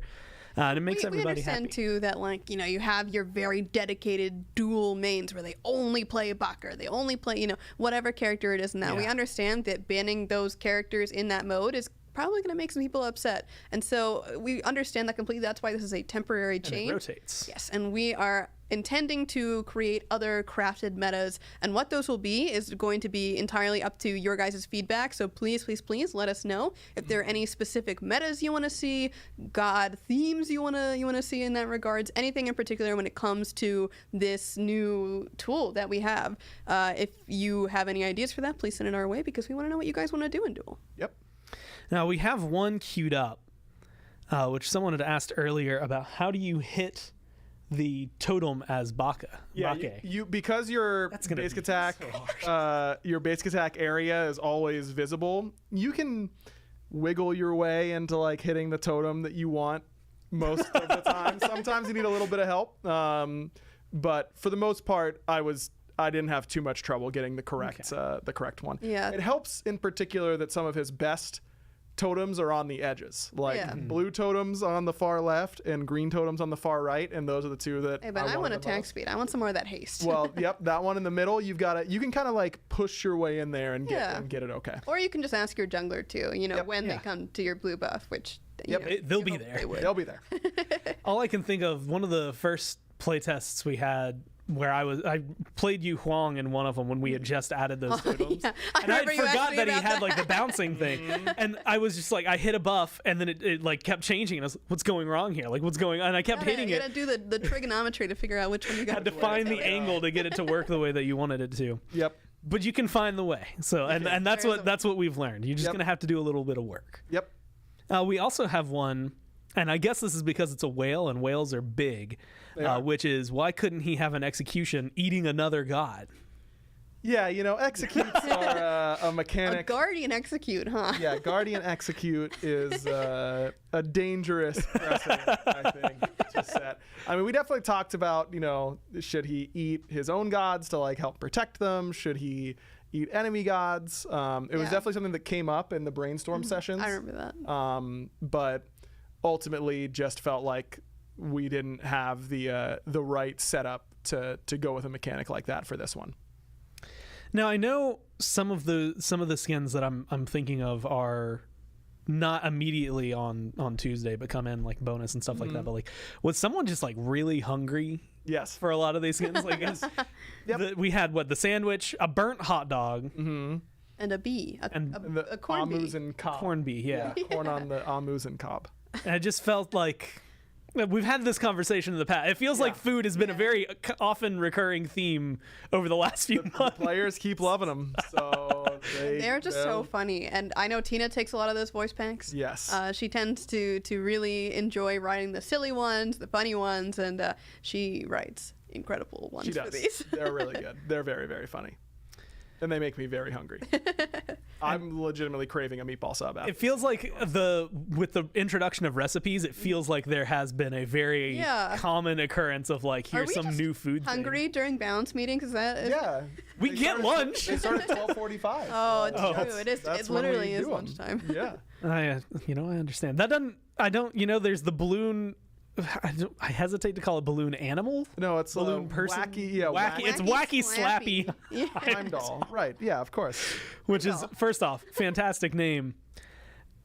There's sometimes, like, when you see the Vhojo skins, things like that, it makes sense because I'm like, okay, not only is it a collab, but like, I watch a lot of those on Twitch, so like, I recognize where they're coming from. And then you get the balloon, and I'm like, I don't know who this is for. Well, obviously it's for me because I'm going to use it. Right. I don't know how it originated. That's really the thing. Color force skin. Yeah. So you get to have any color. I'm trying to think back. I feel like this was like a meme concept that we were like, what if we actually just Probably, yeah.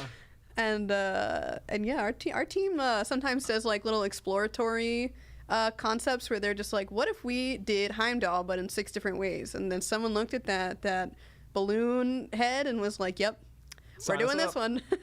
Yep. We're locked in. I'm a little curious, and I guess I'm not really reading this question directly, but it's mixed with the thing that I was already going to lead it into, which because a lot of the conversation has been, get rid of the mages in solo. I actually have already seen somebody go, so are you gonna like plan to make that viable again ever at any point? And it's like, okay, so that's didn't even last an hour. But on top of that, like having to deal with hybrid items and things like that, what were some of the like struggles of tackling those and making those changes just the right way? It's definitely a very complex issue because a lot of things are pouring into it at once. You have the concept of mages are really broken in solo right now. Well, why are they broken? Well, they have a lot of really good sustain items, and why do warriors not have that same level of sustain? Well, they don't really use lifesteal because lifesteal is based off damage. I did have Soul Eater for a while, but that Soul Eater meta was, a little bit, no one's dying in solo because everyone's living, so we can't really go back to the lifesteal route. We got to go some other route. Well, we don't really have hybrid items right now because that also led to warriors going into jungle really easily, being tanky and very damaging in jungle, and that's not great either. So we have a lot of different complex places to go with this issue, and so ideally we were focused on lane. Lane tends to be why mages had that upper hand because they had a solid amount of sustain, like we talked about. They had, some decent levels of power, and of course the cooldown definitely helps them a lot. And in general, mages just are meant to clear. They have pretty high base damage in terms of, a couple of the characters that were more in the meta because they are meant to clear the mid wave by themselves a lot of the time. So, it just turns out that sometimes the balance gets a little bit shifted and just a couple smaller buffs throughout the year because these items weren't getting used in mid. Nope. So that just turns out, oh wait, actually these items are really good when you put them all together in this one very specific build with a little bit of lifesteal in this solo lane, and warriors couldn't compete. So it was a little bit of a tough issue to crack there. Yeah, especially with the timing of it, right? Because we're right before the World Championship, and we've I have read every single Reddit thread about warrior itemization. We read them all. Mages being OP, whatever it is. I have read literally every single one. And I've seen a lot of the discussion about class passives and hybrid items and all that kind of stuff. And those are just changes that are too dangerous to make with few short weeks right before the World Championship. And players are going to be traveling, seeing their families. It's not like they have a full month to prepare with about 30 days to go before Worlds. Don't say it like that. Wait a minute. I know. But that's also exciting. It feels way more real when you put it into to just numbers. Exactly. It's crazy soon. But I think we do want to make sure that our players feel like the proper balance of power is there among the different classes. I do think it's something that every game has, is that player memory is very short.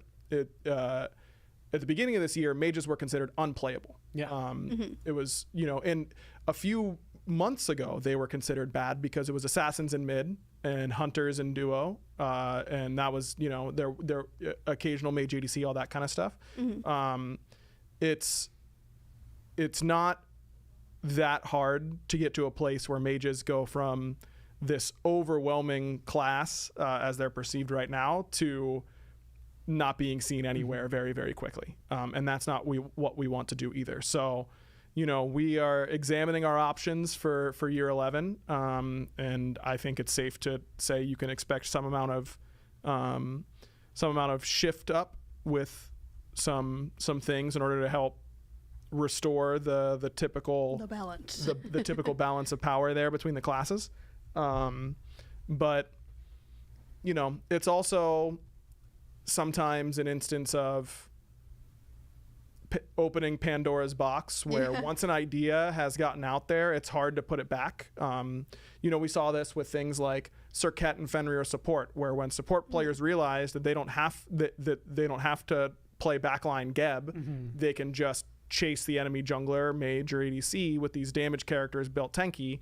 And no matter how many, even though no one was playing it a few weeks ago, no matter how many nerfs we do to it, that play style just becomes really strong. It's happened a lot of times, and that's just meta developing, people trying new things, discovering new OP things in whatever meta that we're in. It happened, I can recall a time where it was Mulan that was the topic, where she just got small buff after small buff, and then all of a sudden Mulan's the best god in the game, and it's like, well, she wasn't performing well, she wasn't perceived very well, and all of a sudden she's just OP after a couple of people tried her and had some really solid success in that time. And that is just the cycle of balance, is that people will discover things after they've been buffed a couple of times, or whatever it might be, and all of a sudden, it's actually really way too good and it's broken. How did we do this? I mean, if the idea of what makes Mage Solo so strong right now is they outclear you and can poke you from range, that has been true for 10 years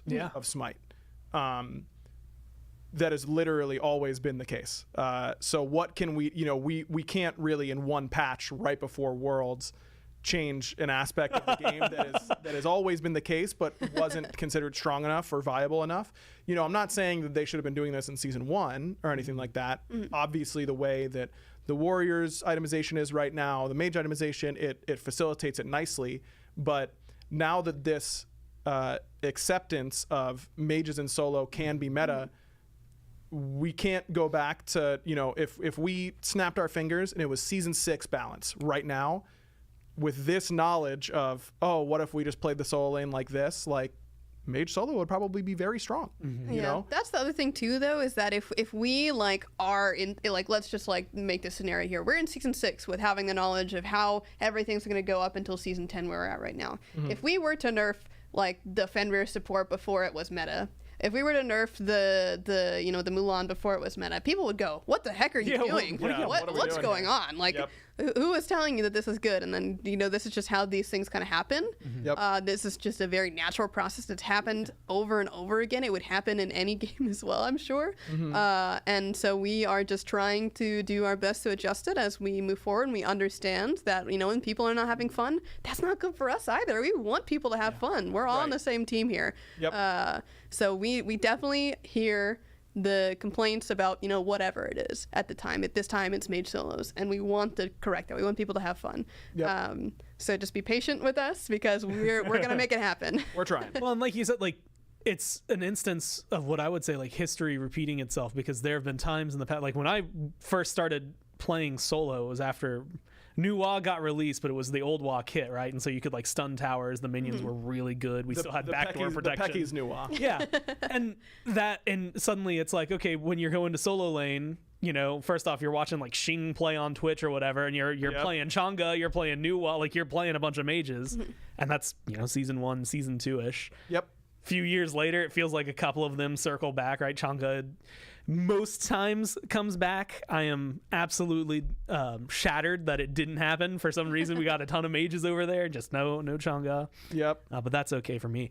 I do have a question, and I'm not going to use the one that's queued up, but we have one queued up as well. But the first one I'm going to ask, and maybe this is a merit of the fact that we've have well over 120 gods at this point, or maybe there's a conspiracy, but I have noticed a lot more gods getting released that have names that sound similar or will be short formed to other gods, similar to other gods, because we got Charon and Chiron, Kukulkan and Kukulkan, where I literally had to change how I said Kukulkan because they sounded too similar on broadcast. Now Baka Kujira, who I'm assuming is going to get shortened probably down to Baka or just whale, which would be way easier because there's only one whale. Yep. But then Baka, so what's you even used to cast, so what's up with this, huh? Sorry, man. I don't name these ancient deities. That's you know just what I mean? mythology. I need you to go back in history and rename ancient deities. So No, if I'm going back back in to history, I'm There's a nerfing whole mage lot that solos. you could That's what I'm doing.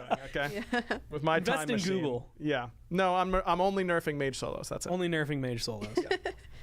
The question, and I know some of this was maybe touched on a little bit because Shogun's Kusari came up, but what kind of items this is the one that we had queued up. What items do you think will be core on Baka Kujira? This is It's a good one. First and foremost, he's a Glad Shield god. Gladiator Shield is big for him because the basic attacks are the core factor of his damage, but you increase those by building protections anyways. So you kind of get that double dip on that effect for Glad Shield, but his other loop is refreshing the cooldown of his 2 over and over and over again.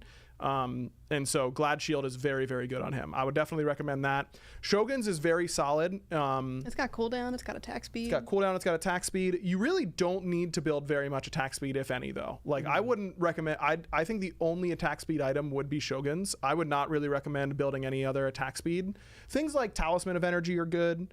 Talisman of Energy is very fun in Arena. Yeah, very fun in Arena. If your support has War Flag or you're playing Bake support, which is not bad at all, that is also very solid. But you really don't need to build a whole lot of damage. Maybe splashing in an ethereal staff is fine, but for the most part, you just want to build tanky and cooldown reduction are your big things. Stack as many prots as you can.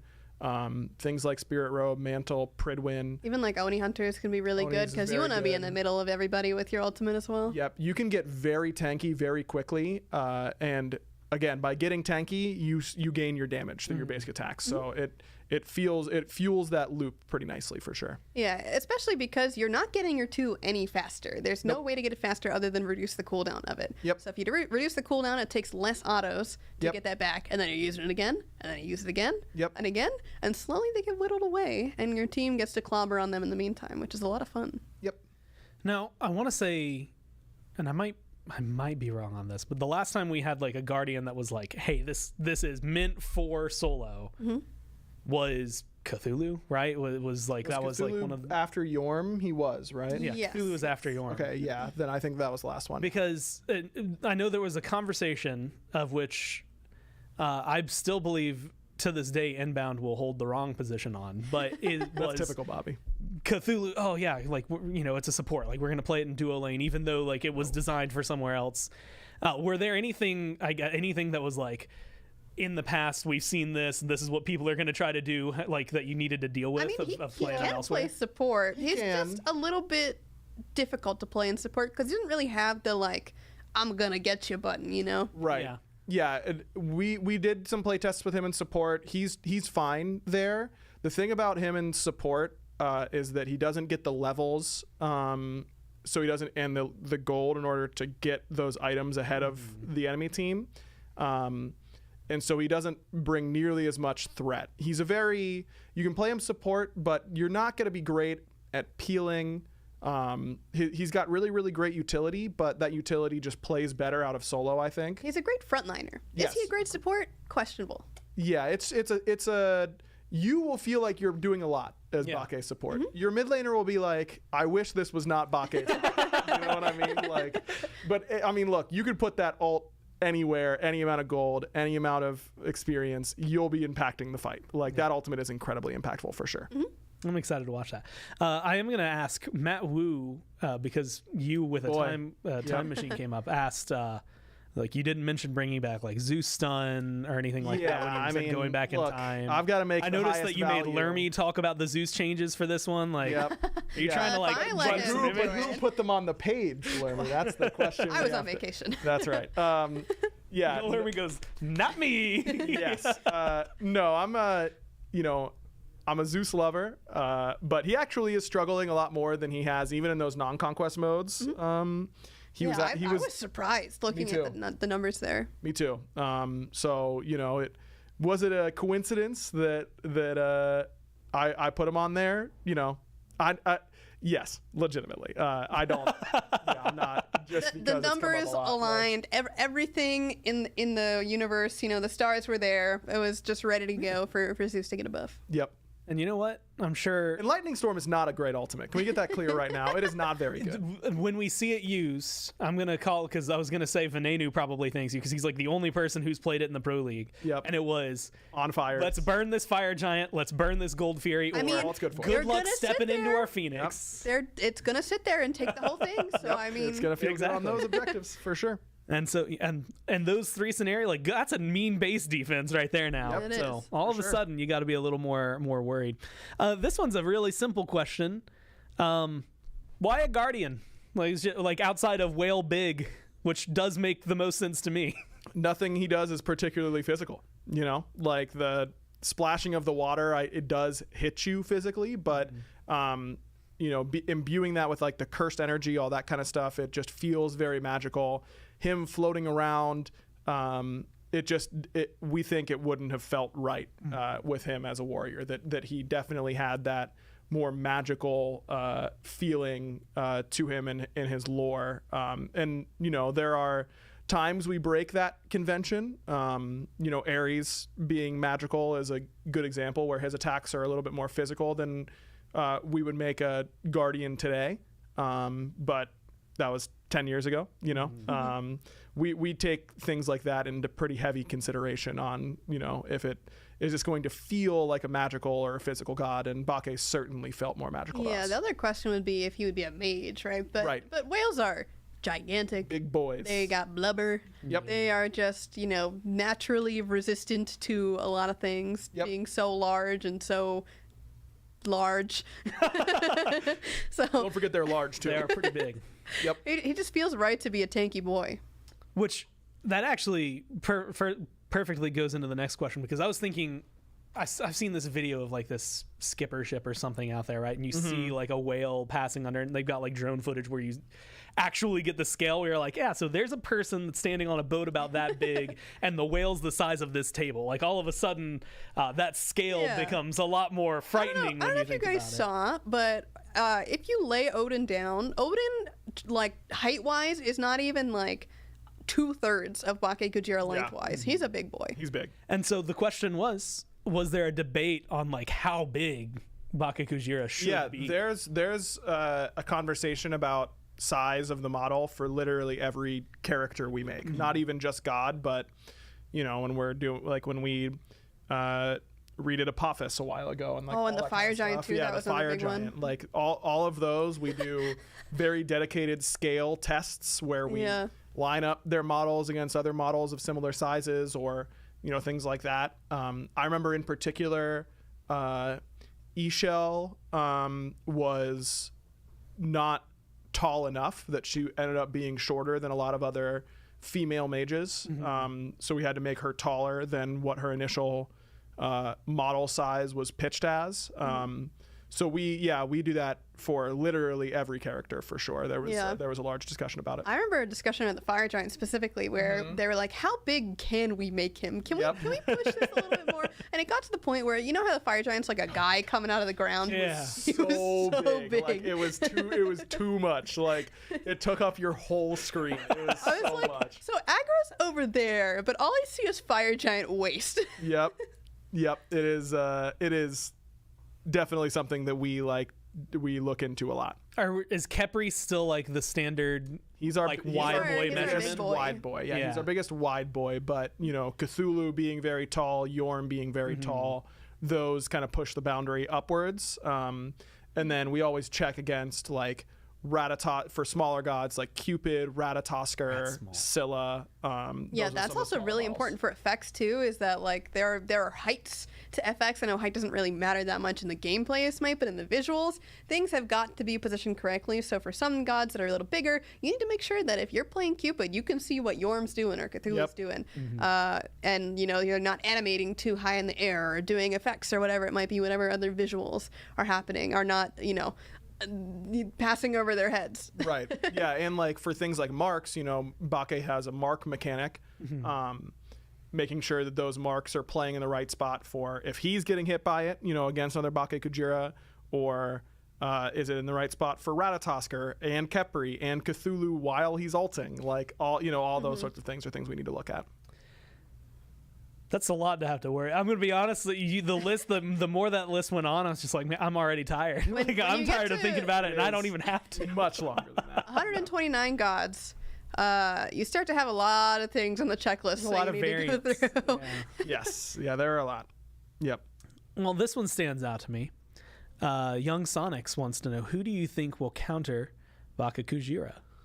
Yeah, Young Sonics knows that Ganesh is quite good. I Against did say, aside from Ganesh, I'm sorry, Lamau. Yeah, Sonics is was part of our internal or external testing team, and big shout out to them and everyone who helps us there. Yeah. But Ganesh was, Ganesh is just very good against other frontliners, and that's typically what it is. I think against Bake is if it's good against Cthulhu.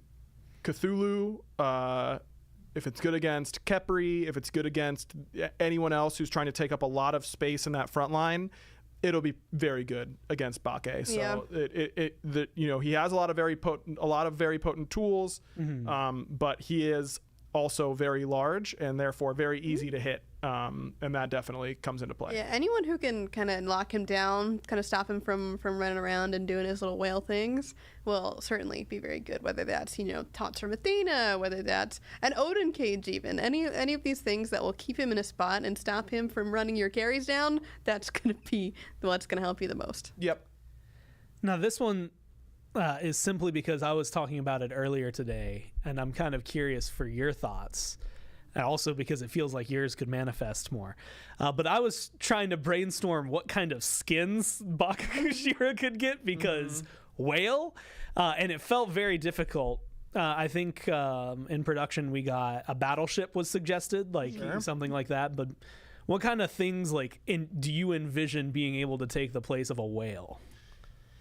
Yeah, I mean, the one that came up a lot internally was baking Bake, like him as a he chef. Just has a chef hat. Little tiny chef hat. He's making actual size, and all that kind of stuff. His Alta donut already, we've kind of got that. That was one that we really liked. But Space Whale. Yeah, Space Whale is really free too. I do feel foolish because they said Shamu, but I immediately thought, oh yeah, wait, there's multiple kinds of whales. Like here's just a killer whale. Like there you go. Like you just have it now. Yep. No, and I think the cosmic, like I love the like cosmic skin line that we have. Ooh, We haven't talked or about like those a little bit. Baked what are they Kujira, called? like a The- baked Like the potato. one with like the empty Yeah, like the parts? like the Wukong like Yeah. skin I know where- what you're talking about. Or like Opwash has one too. Yeah, that would look Those really, look really cool. with him for sure, and be very thematic as like a ghost like skeleton whale for sure. Yeah, I want one of He those. already kind of has the missing parts a little Yeah, bit. So he's already kind of there. You're already when you're halfway there, Yep, that'd be sweet. it just makes it so much easier. And yeah, I'm kind of stuck on the fact that I kind of forgot there were multiple versions of whales. That whales like Yeah, there's not just one. and also they're real. Like that's the Yeah. other half of it. Like for some reason in my brain is just like, yeah, like how are you gonna do that? It's Have you been to the Atlanta Aquarium and seen the whale shark? I have. It's dope. Because when they added the shark exhibit, we were like, we've got to go. We walked all the way through it. And Katie goes, yeah, they were really cute. Still no great white, though. And I'm still flabbergasted that she, finds great whites cute. To Sharks the at point, all cute. Sharks at all cute. But to the point of like cute. saying, she says like their beady little eyes, like their beady little soulless eyes. well, And it's like okay. when you describe it that way, like how do you follow that up with is cute? Yes. She finds a way. Okay, I did see a suggestion for like a rich person skin, like a Wukong skin or an on her, yeah. where he just has a little monocle. Yeah. A monocle, What if a he little has- top hat. He has 2 monocles because he Yeah. has 4 eyes. Love Only that. if you find a way to get pockets that have money flying out, like falling out. I guess actually that could just be the water. You're just like his Sonic Wave. It just has money in Scrooge it. McDuck Exactly, in the gold. diving in. Yeah, He's got like all the money in his stomach, and he does the Sonic Wave, and all of it comes out. Yep, that's really good. That's a really good suggestion for And, sure. I like that. As well as a chibi skin would. Yeah, that'd be great. How do for you sure. make But, a whale chibi? Yeah, because it's That's like a problem for the artists. Yeah, big head, tiny body, and they're like That's whale. Like, what? How do you? they do are that? either all big head or all body. Right, and you can't change the size of the model too much. You know what I mean? It's got to stay kind of close. So that'd be kind of tough. Okay. Now, based on what you said, I'm wondering if this question is coming with secondary preemptive knowledge. It's Young Sonics again. But if Morrigan turned into Baka Kujira and ulted, were her time dilation stack with the enemy Baka Kujiras, or is it only 4 stacks total? No, 4 stacks total. It also does not stack with Oleron. You That's can on only a be list. timeline. You can only be time died by 40% ever. That is definitely something that we checked. 40% is already noticeable enough. We did not need to get you to 80% time dilation. It's the You would not response, be oh, moving. thank God I was scared for a second. Yes. Yeah. Trust me, we were too. Whenever we, but that's something that we think about ahead of time. But things like that are easy to fall through the cracks, and we usually do a good job of catching those and getting them fixed. But sometimes, for a couple weeks in testing, that something like that could stack. But Nate and the programming team were on top of that one early. Oh, yeah. That was never stacking, luckily.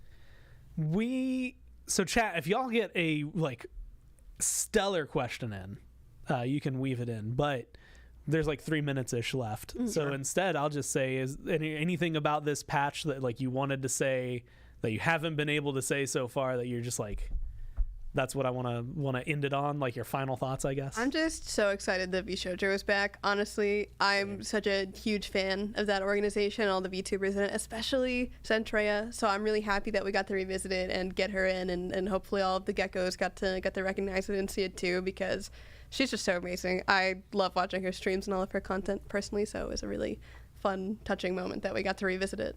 Yeah, I'm really excited about Bake for sure. Anytime these gods are under such a long development cycle, and it was a new experience for me to come directly off of one god and dive right into the next. But it was fun, and I think that he got to a really good spot. I want to shout out again to all the teams, animation, programming, Nate from programming in particular, and Diana from effects, Basir from QA, Matt and Mel and Rusty from animation. They all did a really great job, and shout out to our external playtesters too, because that was we needed huge. them for sure. Absolutely helped us shape this character and really make him feel as great as he does now. Yes, yeah, he definitely had some challenges that every god goes Moments. through. You know what Yeah. I mean? But he's come a long way for sure, and I'm really happy with how he turned out. I'm really excited to be able to play him and get my. I always love it when new Guardians come out, even if it means that I should be playing them in solo. Sometimes You can play him in support. I'm not going to tell on you. and you know what? Nobody will, because I'm queuing at the weirdest times in the world. Yeah. if you So weird good luck than when I finding me queue. out there. Yep. Are you also queuing at 4 in the morning? No, I definitely sleep at 4 in the morning, but it is Smite is definitely one of those like, hey, what do I like? I don't feel like reading right now. I don't want to watch anime.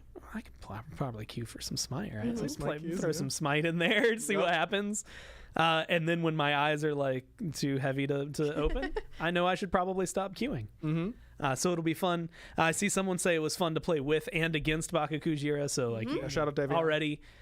We've got compliments coming in. I'm really excited to see it. And thanks everyone for tuning in, and of course for asking all of your questions. And make sure that you play the patch when it drops next Tuesday. Do all of the skins. You had mentioned the VTubers. I immediately thought of the VTuber Awards, which isn't even a thing that we're doing, but like watch them too and buy their skins, because they're all really good and it's really fun. It's a lot of fun stuff. And it loops around, right? And everything's been fantastic. And that's going to do it for Dev Insight. So we'll see you next time. Peach it. Bye.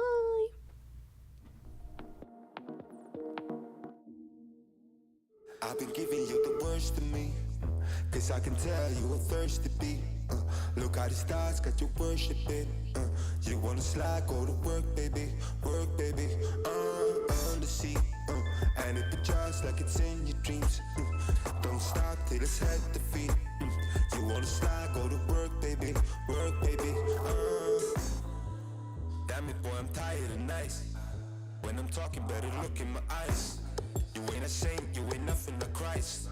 Stop pretending that you throw 'em on. Then below with all of this ice. It be dripping like you do when you cry. On your knees, but you're looking for rice. I'm a jawbreaker, I know your wife.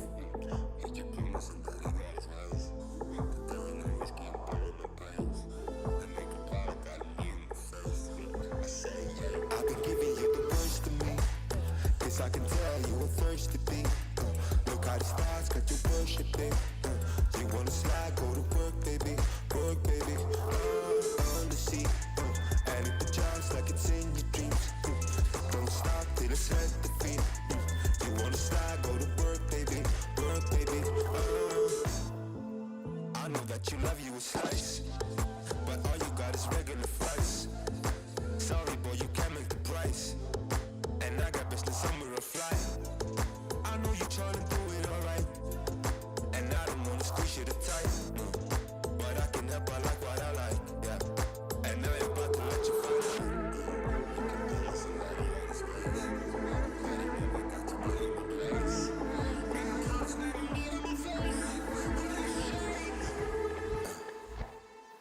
I've been giving you the worst of me, cause I can tell you a thirsty beat. Look how the stars got you worshiping.